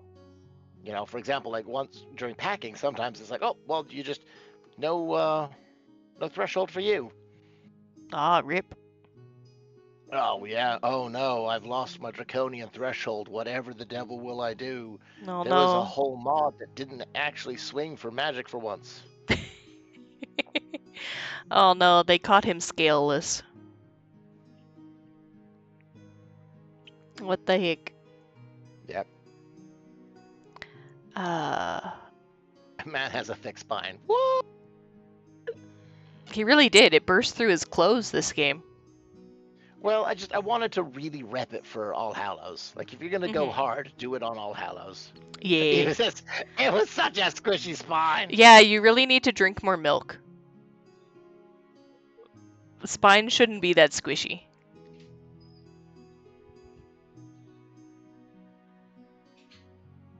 She's fine. What the most impressive thing was the fact that it stayed up. You never got to touch it. Oh, yeah, no, it was such a squishy spine. It really was. It was very nice. Aw, poor Twig. She still got the glue on her fingies. Dragon sounds. Ah, that's true. Dragon noises. The happy draconian noises. That's a piggy sound. Rawr. I don't know. Oh Insert my happy god, they sound here. turned into a pig. That's not what I do. I turn people into toads. Well, you would if you remembered. I would if I remembered, which I didn't. For the entire game, I did not. Because then I think. know. What did we do after I was exploding? I know I was put in quarantine. I went to You town. have the time out. I let people. Oh, we fought the tentacle crabs. So yeah, I went to town. I told the guild mistress that I wasn't exploding anymore. And then we reminisced, and apparently she could not remember like the first hour before the fight and stuff. Or she remembered going to fight, but she doesn't remember like what happened in the fight at all. She didn't Okay. remember her death. So she was just like, yeah, no, like I know like this happened and that like apparently we stopped the ritual. So she's like, that's cool. She's like, but I can't remember anything. And I was like, I turned into a horrible abomination. It was terrible. And she was like, oh god. And I was like, yeah, and then I came back and then I was exploding every minute. Like, it was a bad time. She was like, oh, fuck. Uh, and then, yeah, and then tentacle crabs showed up in town, Bad. and we were like, that's not right. And so we beat the fuck out of tentacle crabs for a bit, I think. And then, we were all ending Saturday night camp, staying up late. We were prepped for a raid. Instead, they sent a ghost to harass you. Just send a ghost to harass. Oh! I think I remember what happened. Because we all went to bed early. Because I was in town, and then Thade called me over, and he was just like, we're all going to bed now. And it was still very early in the night. And I was just like, you know what? Deal. Let's go to bed. But that also reminded me, the first night after Thade came to bed, we did have something sensing life outside of our camp, and so all of us in bed were just like, here, here, oh god, here. And then it basically did eeny, meeny, miny, mo, I think, for tents, and decided to go harass Tegan. And then Tegan sent it packing. I almost forgot that happened. Because we were all so close to sleep, and it was just like, here, please don't murder me. But yeah, and then, yeah, no, the second night, so Saturday night, we all went to bed early, and I have no idea. I know that, like, I was getting ready for bed, and I think you were called for a medical marshal again? Yep, Ramirez had taken a Yeah. fall, hit his head, and possibly hurt his spine. Mm-hmm. But no, he was fine. There I am, shivering my butt off, like, because I just go out in Mm-hmm. my underpants. Turns out it was very cold. It was very cold. But just, when he's like, oh, I fell and hit my head, it's like, oh, shoot. That's, Mm-hmm. that's a let me go and have a look at you now. Yeah, definitely. No regrets. Yeah, and plot did close early. I think everybody went to bed pretty early Saturday night. No-eyed Philip taught you archery. That's funny. Oh man, I wish we had friendly ghosts. We just had a really angry one the first night, and then all of them tried to kill me after that, I'm pretty sure. Because, yeah, I fell asleep really quickly, so if anything happened... Oh, no, I also remember, because they had little goblins came out that were like trick-or-treating or something. And one of them, I keep meaning to bring this up to Urslack, and I keep forgetting. But I guess one of the little goblin children, dressed up as Urslack. Like, they had a little top hat and everything. And they came up, and they were just like, we're here to see you! And he was gone and out. He had his medications, and he was just sleeping and dead to the world. And then I just heard the guy who came with him. He was just like, "It's okay, little goblin buddy. Your costume's super great. He would have loved it." The little goblin was like, "Aww." And I was like, "Oh, I gotta tell Urslack in the morning." And then I completely forgot. Oh my god, they got eaten by a spider. Oh, baked potatoes sound amazing too. Right. Oh, Sythiss, we need to have baked potatoes at Dragon Camp. We do. Food for spring. Potatoes. Deal? I mean, I'm not hard to convince. I'll try and remember. I can't even remember to tell Urslack in the morning that there was a small goblin child dressed up as him. But I remember that, and then I remember a couple people came looking for was it an Ein? No, it wasn't an Einer. They said he was wearing blue. And he had like a fur. Yeah, I think. The old man. But they were looking for him, and yeah, I guess they looked everywhere and they could not find him. Yeah, no, they were just like they looked everywhere for him. They went up and down and they trucked through like the bush and they just could not find him. And they were like, "Well, guess we're done." Because I think Ray was telling me that like they literally like went to Dragon Camp. I'll change my color. If I remember correctly, they like came to us at Dragon Camp. They walked all the way around. They came through here. They chatted with Mud Camp, I think. And then they came down, they went to this camp, and then they like went through town like a couple times. They went up to the fort. They came back down around this way. They like went through the forest a couple of times. I think they went up the hill a bit, checked out this area, and then got to about here again and were like, fuck this noise. We're done. And then I think that was it. That was their extent. Oh, they may have just missed him. But like, yeah, they made it sound like they checked everywhere and they were just like, we're done. Like, we can't find him. He's free. Personal plot be damned. But oh yeah, because they said that they whatchamacallit, they had found survivors from his clan, I think, is what they were saying. So they said that he would probably want to hear about that if we did see him. That was another message I never did pass on. I was Gosh. he was a ghost. Like, he was literally gone. He just was like, no, poof. Terrible messenger is what I'm hearing. Mm-hmm. They came to finish him off. Oh, okay. I was wondering. Because part of me was like, even if I did know where this man was, I don't know if I should tell them. But I'm like, but I also don't know where he is, and I don't think I have seen him all evening. Like, It's a pretty good reason. I was like, I don't know.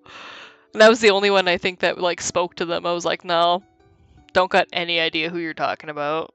No idea who he is, where he is. Good luck on your adventures. Good luck on your adventures. Yeah, good luck on your adventures. I went to bed. And then that brings us to dawn of the final day. Sunday morning. Everyone told him the wrong direction. Nice. Unity foils the bandits again. Sunday was fun because that was I think that was when I witnessed Gerald do the power word area. Yep. Cure serious wounds again. That was the time I saw it. Yes, and I was just like, oh my god. I was like, that is the best thing ever. I'm like, Gerald needs to do that every time there's undead. Just go up and the whole lot of them just be like, no, fuck you guys in particular.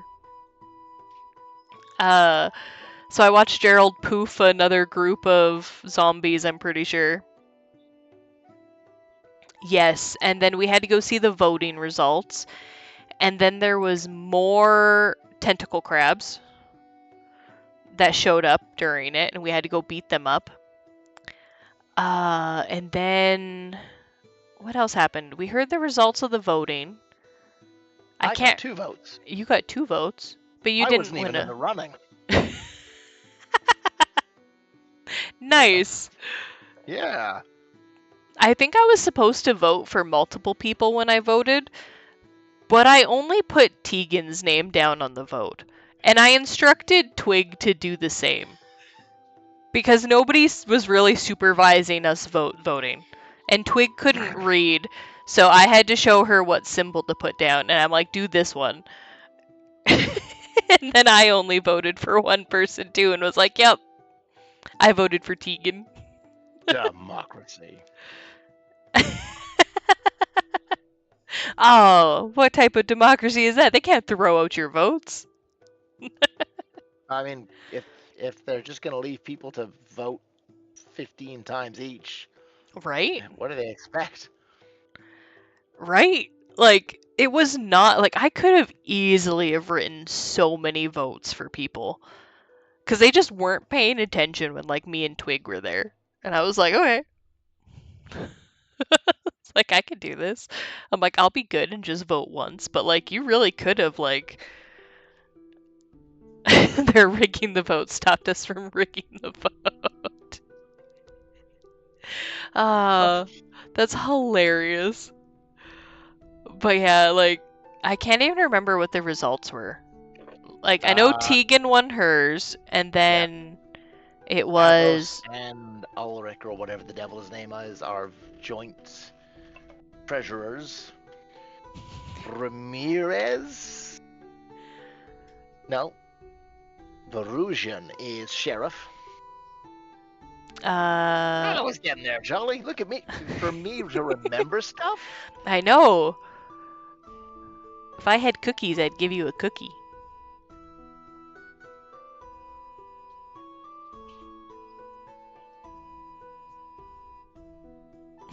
Slow. Slow, Durganbring. Yeah. Voted Verusian? That's fair. I think he's also... He's the Ashanti with his shirt open all the time, right? Yeah. Yeah, I think he's also come down with a case of the PAX.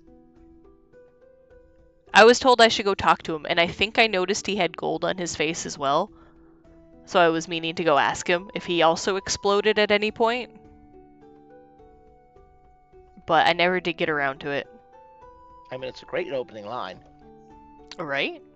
I've talked to him before, but like I just never brought it up, and then now I'm like, oh, I should talk to him. Yeah, he did have gold on his face.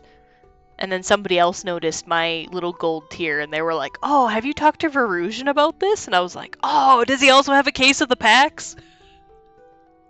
It's a horrible disease, but it's really cool. It makes you more powerful. But yeah, so yeah, it was mostly voting on Sunday. Like all of that. Voting, crabs, got bored. Voting crabs, got bored. You guys were screaming fascists, according to your comment. Oh, yeah, and then the Bale Scrivener showed up again because he marched up by our camp. Right! The Hellgate opened, and I think that was the first time that since I've played, that was the first time that Dragon Camp has had to run to town and ask for help. Normally, it is always the other way around. Either town or the Rolandites are coming and yelling for us for help. But this was the first time, and I didn't have time to like even grab like a bonkin stick, because it was just like they opened up this giant portal as we were like trying to like pack up because we had a long drive, and like you and Thade were just like, everybody run, and we were like, fuck. Like if Thade and Sythiss are yelling at us, we gotta go. So like all of Dragon Camp basically ran to town, and we were like, bad things are happening. I don't run, thank you very much. You did a light jog. I did a fast poodle. Well, the problem is, it's just the numbers were too much for us. No, there was a lot of them. Yeah. Even if you can take on the big bad, if you're swarmed, then you're gonna lose. Oh, no worries, Jaded. Have a good night. Have a good snooze. I will post this to YouTube as soon as I can as well, for those of you who want to catch the rest of it. Night night. All right, let's just talk smack about Jaded. No, I can't. He's my twin. So he's short. Actually, I don't know how tall he is, but he is also a white fox with yellow eyes who loves coffee, and he's the one I'm trying to get into the Ontario guild. Cool. Yeah. He won't do it yet, but I'm working on him slowly. Give him time. Yeah. Well, I think we're almost done, because yeah, that's when the Scrivener came and we all ran for our lives, and Sythiss fast poodled, and then that fight, I think I wasted all the rest of my spells, and then I was really sad that I didn't have a bonkin stick. And then I know at one point I found somebody's like bone club on the ground, and I was like, I am pretty sure that I can wield this. And so I was bonking things for for one normal with a little bone club I found. Yes, demons ascended, midtown fight. There was at one point where I don't know if the Scrivener got eaten, Yep. but his halo did. Or at least that's what I no, heard.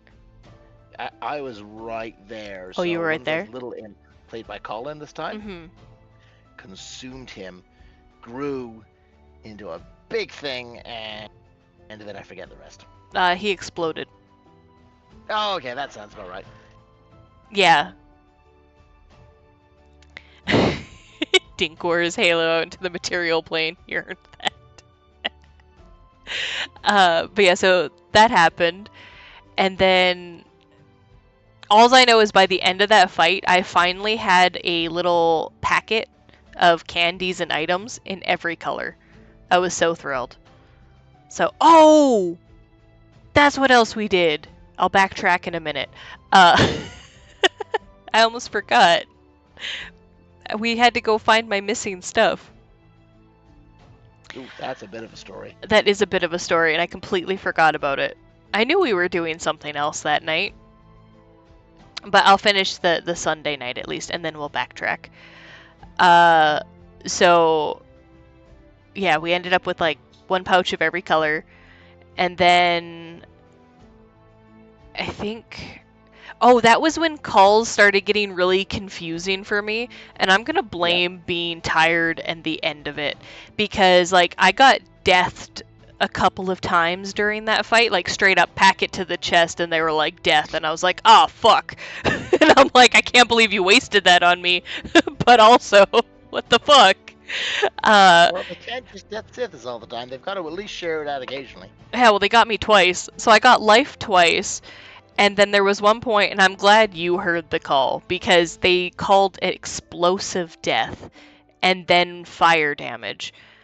And my little brain just registered death again, and I was like, ah, fuck. And I died. And then Sythiss came over and fed me a good berry, and I'm like, good berries can't bring me up from death. And he's like, it wasn't death. And I'm like, but it was. They said so.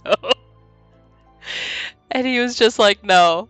He was like, it was explosive death and then fire damage. And I was like, oh. But still enough fire damage to murder the fuck out of me. So I'm like, I was down and did need the good berry. And You're going to backtrack from Sunday before we discuss the most important thing of all of Sunday. oh, what was that? Decided to build Sythiss a throne. Oh, yeah. See, if we So say it on a stream, then there's no take-back, so the Baron has to help. it's true. It wasn't a Sythiss idea. It's true. That was kind of our idea. Because, yeah, I think after the Scrivener fight, burned a Death Ward Skull Friday night, and not 10 minutes later took a Power Word area death. Yep. So Death Ward... Death Ward helps you resist a death effect like that. Oh. Yeah. However, unfortunately, does very little when, like, moments later, more of them happen. Oh. So you used it to negate a death effect, and then 10 minutes later another one happened. No, he's like, oh shit, I'm out of death wards. I'm gonna burn a scroll, because burning a scroll uses it up. So it's not like casting it from Templars like using it. That was he destroyed the scroll to get the effect, and then 10 minutes later, it got popped. Oh. Well, then that means that was very good timing. Right. For sure. I thought maybe he had to use it, and then it protected him, and then 10 minutes later another one happened, and I was gonna be like, holy fuck. There was lots of deaths flying around. Yes, there were. Because I think after the big Scrivener fight at the end, oh, thank you for following, Noodles. Thank you. Noodles. I love that name. Oh, thank you for following, Free Raw Toast. Thank you so much. I can't say that all of my streams are this interesting. So, good You don't have luck. Sythiss. I don't have Sythiss normally. But see, now that I've gotten you addicted to streaming, I might be able to convince you to come on more often. I mean, again, we've got to give the fans progress of Sythiss' throne. It's true, yes. So, I'm just trying to remember. There was nothing after the Scrivener fight, was there? I think Not we really. just Then it went was up. a wind down. For us, it was just Yeah. that's about it. Got him addicted to LARPing. That's okay. They also got me addicted to LARPing. This was quite literally my. Was it my third? Second, third. No. Is this my fourth one back? I don't know. I'd have to count how many LARP adventures with Lilliana I've done, but it's only 3 or 4. Cause like before this, I didn't have a very good time, cause I was with like Calidor, and all of you LARPers have probably heard stories about Calidor, and I know I've talked on stream about it before. And then that was my first ever game, and then my second ever game was Wet Cry, which also nobody had a lot of fun at, and there are kind of horror stories coming out of that. And so that's all I did for the longest time. And then I just didn't, I was like, no. I'm like, I'm not having a good time. And then my health took a major turn, and I was like, I can't. And then I finally was like dealing with health, and then I was working, and I'm like, I just can't do LARP as well. And then I became my little disabled self. And then every month, my husband would come back and he would have these awesome stories. And I was just like, oh, that sounds like so much fun. And I was like, maybe, maybe. And then I would hear him talk, and then I would hear Sythiss talk, and they would have these grand adventures and all these wonderful stories and funny times. And I was like, oh, that sounds. I'm like, I gotta give it a shot again. And I'm like, okay, I'm finally able to like kind of move, and I think I know my limits. I don't know my limits. I keep overexerting myself, and then the Monday back, I'm in bed all day, dying, and I'm like, why have I done this? But yeah, they got me hooked, and now I'm sitting here and I'm joining in on the conversations on the way home, being like, I need to get this next, and I need to do this, and what if I got this instead? Or I've planned maybe, out for the next year, and yeah. yeah, I heard you. So now I'm like, oh no, I'm one of them. This was supposed to be a fun little hobby that I stream about occasionally, and now I'm planning. So I feel you on that. I'm addicted now too. Congratulations. We're gonna have to have an anonymous group. LARP Anonymous. Hey, I It's could quit anytime I want. it's been 0 months since I've last LARPed. Oh no. Dude, the hills are rough there. It was, yeah, definitely fun though. For sure. But yeah, no, and I think that was it for us. And then we just kind of packed up. We all said bye.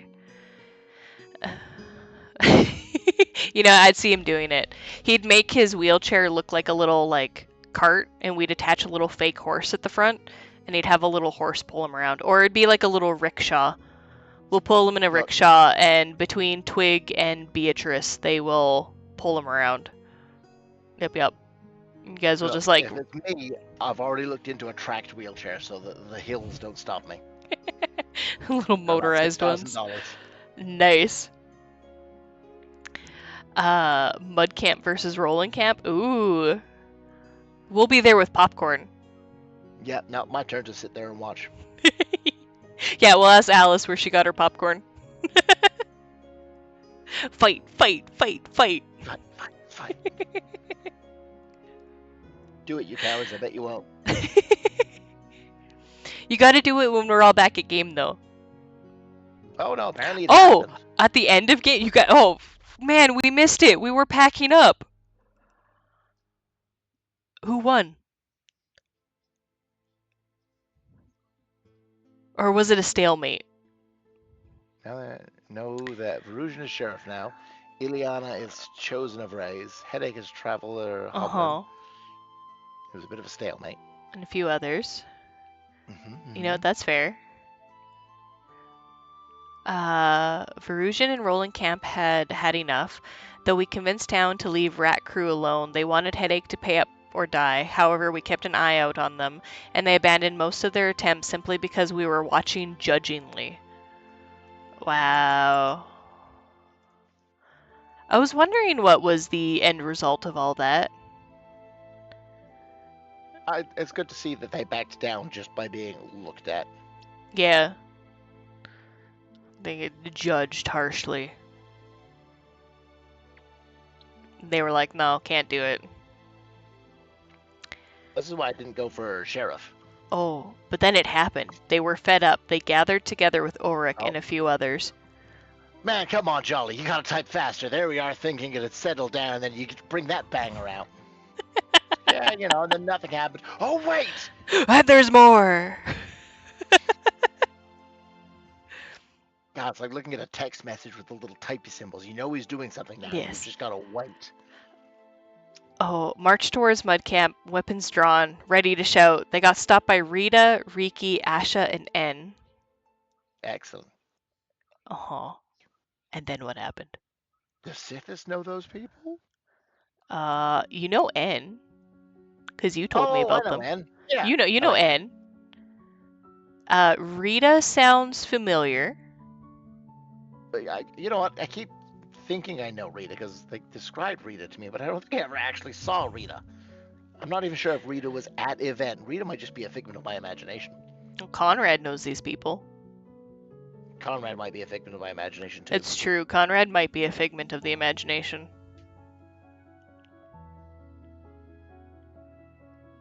The mind of Sythiss works in mysterious ways. Yeah, one minute it wants war, and the other time it's like, nah, I'm okay with peace. I was okay with war. Oh, Verusian was fuming, demanded we hand Headache over, and dressed them the hell down, told them they weren't ballsy enough to do, they weren't ballsy enough to do what they needed to, that killing Headache was the only option, and that they wouldn't do it. Windows loading symbol.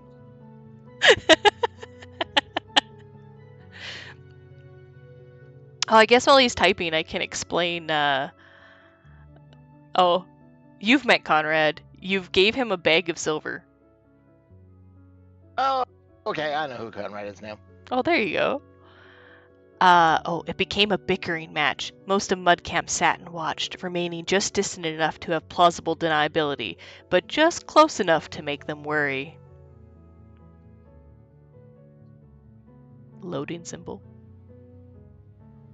I was gonna say, while he's typing, I can actually explain. So, the other thing that happened Saturday night. So, when I was exploding and I was getting dressed, I was checking my bags because they were like, oh, we brought all your stuff back. And I was like, oh, cool. And I was like, I had some stuff, not very valuable stuff, but like enough that I was like, I kind of would like some of it back. And I looked through all my stuff and I was like, oh, cool. I still got my spell book. I still got my rocks because I'm weird and I put rocks in my purse just to throw at people for when I run out of magical rocks. Which I didn't have in the final fight when I ran out of magical rocks to throw at people because I left it at camp. But in there, I had already found a empty black packet that I adopted as mine. I was like, ah, yes, this is mine now.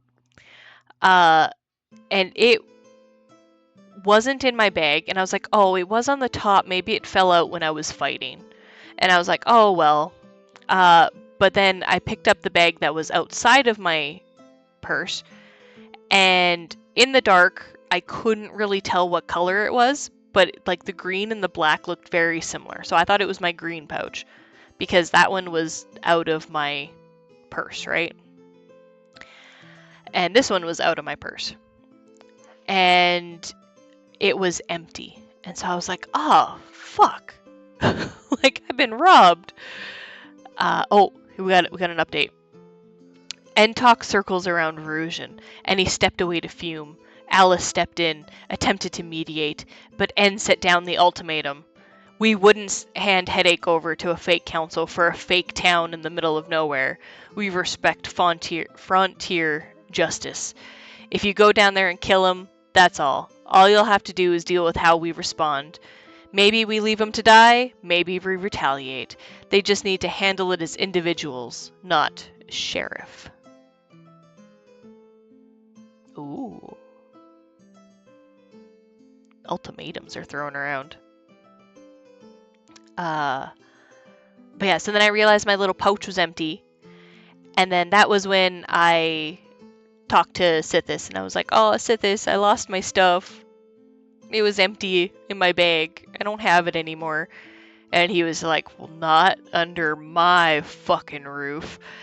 So then Twig remembered who she got my stuff from. And then so we went to town, we found the people. The guy was just like, no, like, we didn't take anything, like, we swear, like, we don't take stuff. And we were like, yeah, no, like, we believe you. And I was like, well, maybe, like, if they set it down somewhere, somebody else could have looted it on the battlefield, or, like, maybe it got mixed up in some stuff, right? Like, maybe they thought it was their pouch that fell out of their pocket or something. And then, like, they just had an empty one or something. But something was weird. I lost my stuff. I was missing things. And I was dead, so I don't know what happened to it. So then he let me search his pockets, and he was clear. I was like, no, none of this is mine. He took me back to the cabin that they were staying at, and I guess the one who I dissipated in his arms was there, and he let me look through his stuff. Wasn't there. They let me look through their coffers. Not very big coffers. Wasn't there. They fed us a Gatorade. Well, they fed Sythiss a Gatorade, I think. Gatorade. And then that's when I kind of had a thought, and I was just like, do we have, like, a better light for me to, like, look at my pouch? Because I was like, maybe this is my black pouch, and my green pouch is missing. And sure enough, it was my empty black pouch. So I was like, okay, this one should have been in my bag. So I'm like, I'm starting to think that my black one fell out when they put down my bag, because he said that when he lost my body, he picked up my stuff because the fight was still going on, and he tucked it in a corner of that big wooden building that I had shown everybody before. That's right about, like, here-ish, I think. That circle right there. And he led us back there, and we looked all around, and sure enough, in the corner... You say after just saying I gave you a bag of silver. And he's going God follower. Oh, dear. Oh, goodness. But yeah, so we found it, and I was so thrilled. I wanted to pay them, but Sythiss was like, no, I got this. And so he paid them with a cool item that the lower level you are, the cooler it is. Because it was something that gave you elemental storm. Yep, so basically it gave you a once a day elemental storm. But if you were level 5 or lower, it gave you 2 elemental storms. Yeah. And they're a good group of people. Sythiss adores those guys. They're now officially wormlings because they've survived their first game and come back. Oh, bless them. We'll have to see how well they do. Yeah, and then there was an update to more of our stuff. Okay. Oh, and yeah, like no, that. I know that one.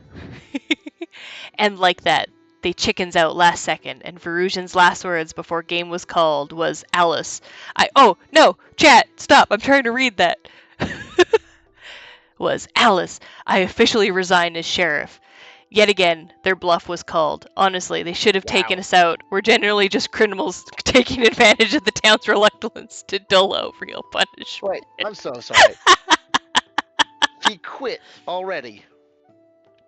He quit at the very end of game?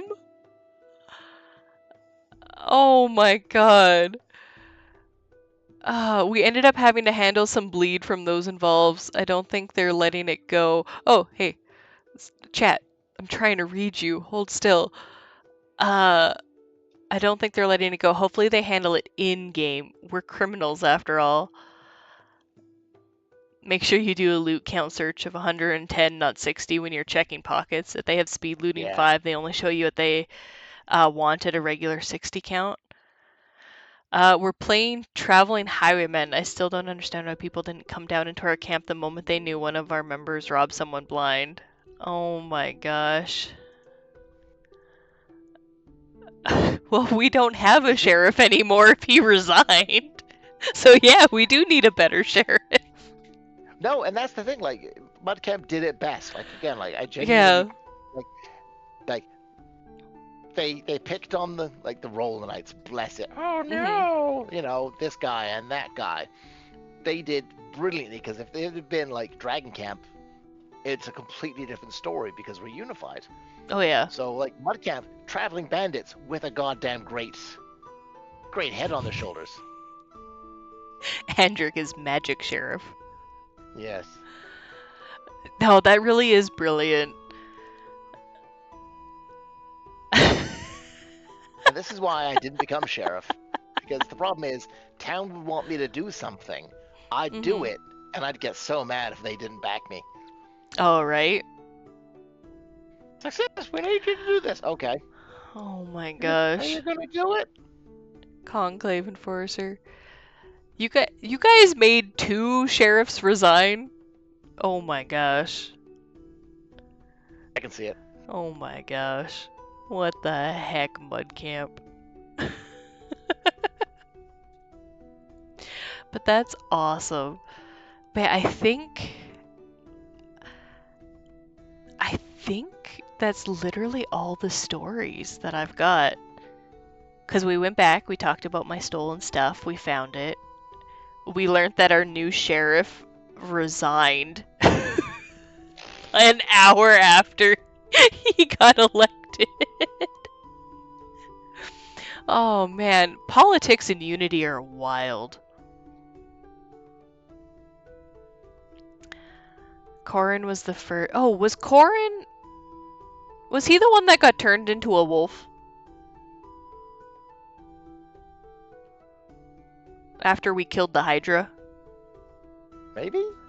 Oh, No, yes, yes, yes, yes. they were wolves, I'm pretty sure, not a hound.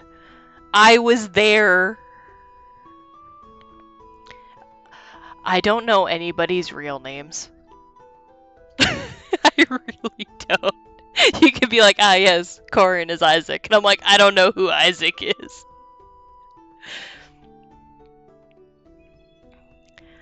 Oh, real talk. You don't. Oh, chat, I'm trying to read you. You don't think that maybe they are holding back because they don't want people that traveled 4 hours to game to get mass killed and circle camped? If you want the conflict, maybe OOG give them a heads up if you want it before an event. Oh, played Edmund this game. The Kale follower with the big shield. Oh, yeah. That had the sword. Yeah, the sword. Big shield guy. Irish guy. It's actually really funny because saying Irish guy does actually make him come to mind a lot faster. And I'm like, yeah. Man, I gotta be better with names. I'm gonna be right up Yeah. there with Sythiss being like, I think you're a figment of my imagination until I give you silver. Well, that's how it works, isn't it? It might be. I do learn people's names better when I've actually like fully interacted with them. Like there is a lot that like I see and I'm like, "Oh, that person's doing something neat." Or like I'll overhear a conversation and be like, "Oh, this person is doing this thing." But I never remember their names.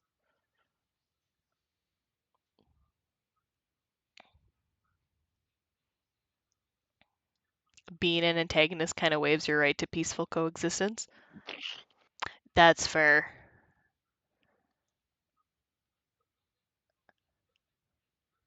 But yeah. Now I'm wondering, is there anything else? Oh, right. And now we can talk about. So on the way back, we did promise Sythiss that we are going to build him a throne. There you go. I've said it on stream. Now Baron has to do it. Yeah. Hmm Uh, And then get this a will go up on throne. YouTube for forever. So. Oh heck yeah! No, if it's on YouTube, it's got to be true. I get a Hmm throne. Yeah, you Yeah, get a no, throne. genuinely. So we're turning the 20-foot yurt into a council room Hmm with like a cool little battle map of town, like the map we've got up here, but like nicer and like a bit more accurate. Yes. And I've then I've been putting in talking with Sythis' Twig chair. about that. No, it doesn't Hmm have the look I need. No, a hammock can't be a throne. No, we're gonna try. We're gonna try and build a throne, and then I also want us to build a weapon rack so that our buffers aren't just lying on the ground under a tarp. You know, I gotta admit, weapon rack would be pretty Hmm badass. So I'm thinking in our council tent, uh, we will have your throne. We will have the buffer weapon rack, or maybe two of them, depending on how many buffers we actually have. Maybe have one for like small weapons, one for big weapons. Oh my gosh, we've been talking so long, my music changed. I just saw my other screen blink and I was like, what the fuck? Uh, but yeah, and then we're gonna have a little table that will have the map on it. And I was talking with Twig about it earlier today. I said what we should probably do is get like a Google Maps aerial view of site and then draw the map grounds off of that. Because like this one's kind of funky because I think this like right here is technically where the outhouse is and Dragon Camp is actually here. But if Dragon Camp is here, that means this forest is much bigger. And parking is supposed to be like over here. So like there's some discrepancies. So I'm thinking if we get like an aerial view, we can make a better map. Deal. Hmm A hammock throne would be nice for naps. That is true, though.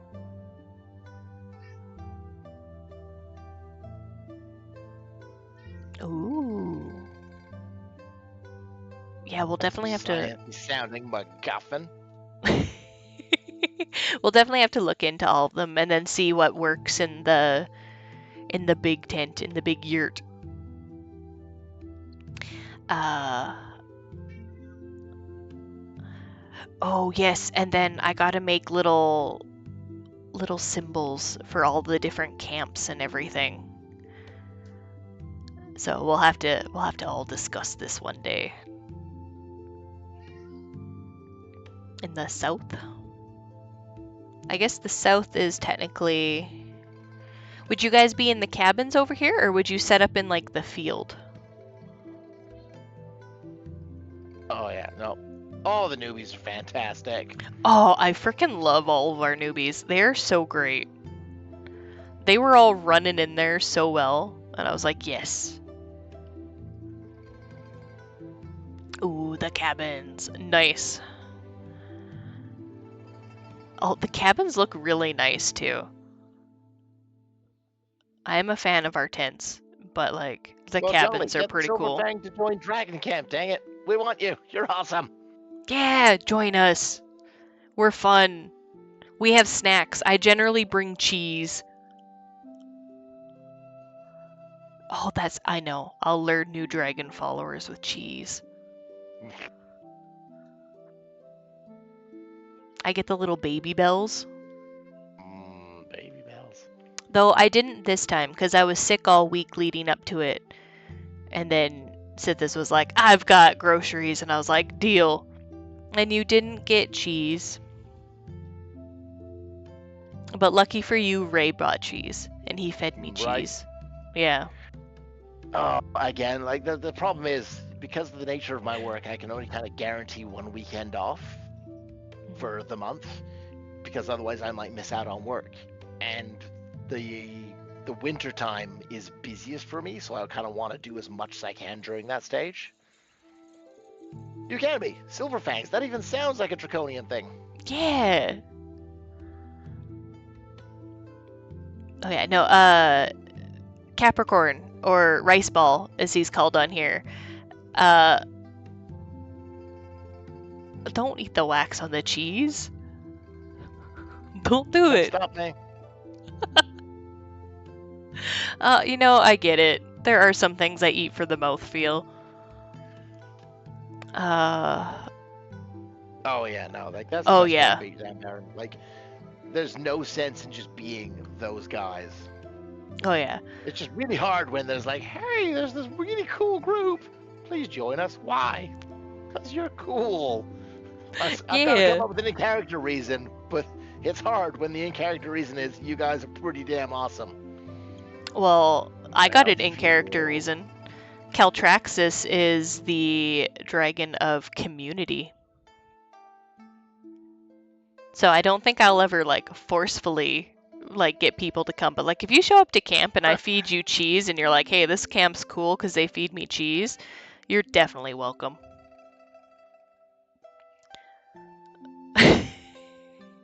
I don't think asbestos would have the best mouthfeel.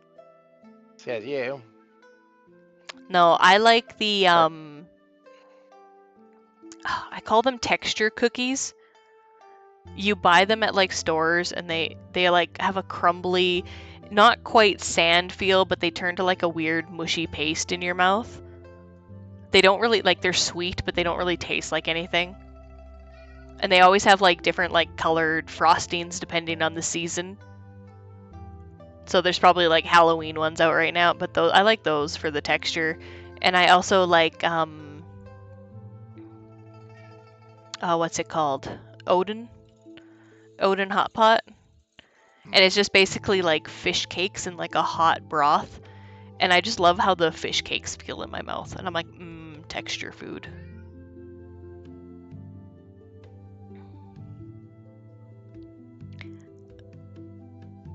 No, don't eat the styrofoam and forbidden crunchies.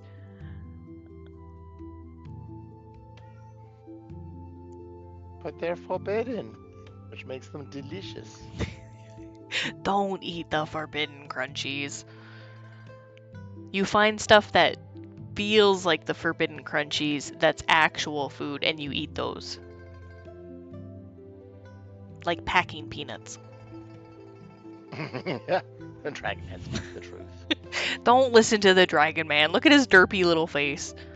He sits there with his tongue out.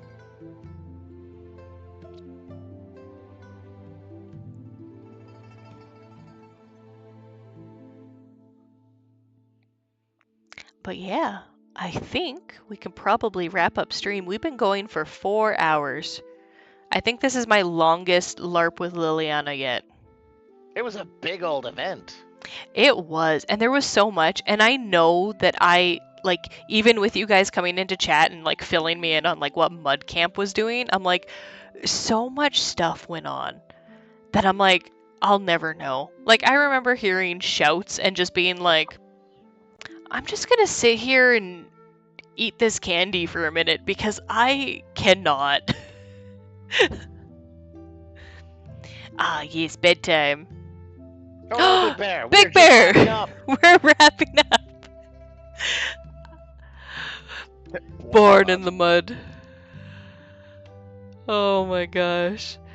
Alright, I was gonna flip this off and I was gonna take us to the bye-bye screen. Bye-bye screen? I do. Ooh. Yeah, you're not on it, unfortunately. You've disappeared. Aww. But everybody can still hear you. But yeah, this is where I say bye-bye, and then I generally try and find somebody to raid afterwards. I just don't know if I have anybody. I gotta look.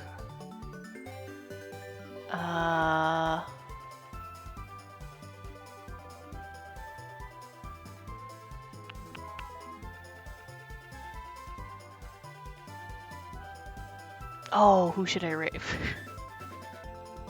My mama doesn't stream. Though, oh, that is another bit of news.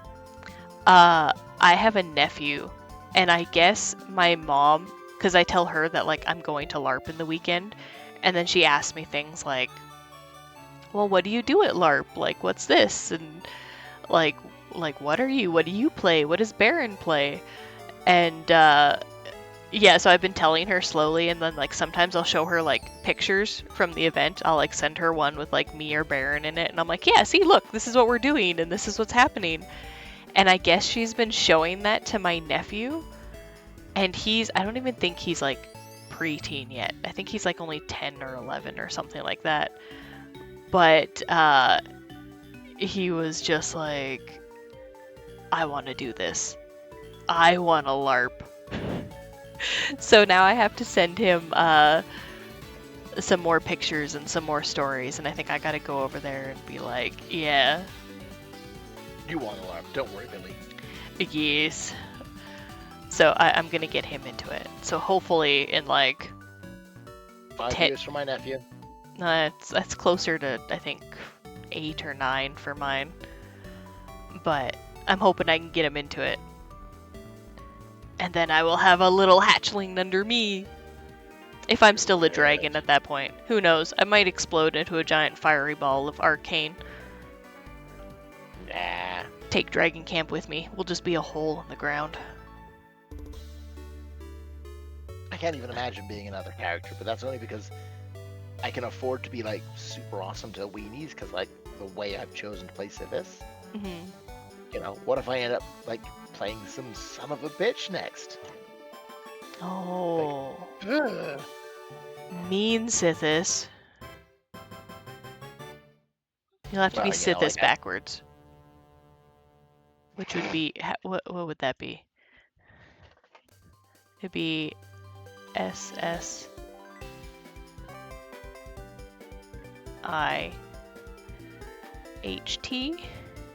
YS? Yeah. Sythiss. Wow. It's a terrible evil name. It really is. We gotta find you a better name. Wow, thanks. But yes, I think I'm going to raid. He's a streamer that I've watched for a bit. Generally, he does art and stuff. He does like a lot of emotes for people, but it looks like he is playing a game called Little Witch in the Woods. And that sounds like it's close enough to LARP. So I think we're gonna raid him. So okay. Bear with me as I remember how to do this. Well, that's it. I'm going to abandon you at this stage. That is fair. Thanks for having me on as your little adorable, like, derpy guest. I love that you came and you hung out with me. Thank you so much for coming. It was super fun. I hope that I can have you on again next year when I have more stories. Right, stories for that. Yes. But yes, thank you so much. Have a good night. Bye-bye. Bye-bye.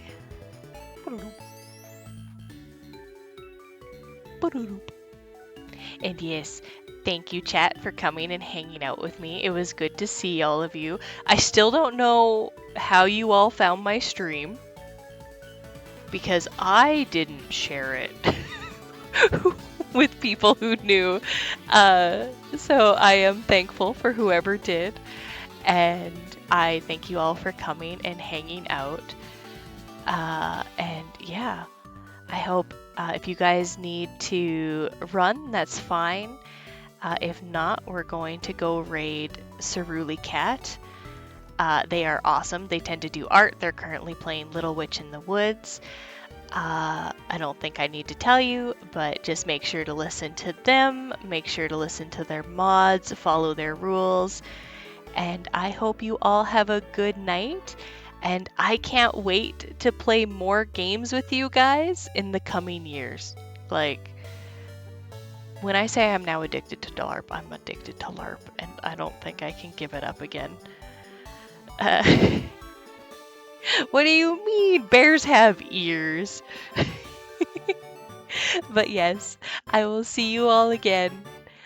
Bye bye. Have a good night. See you.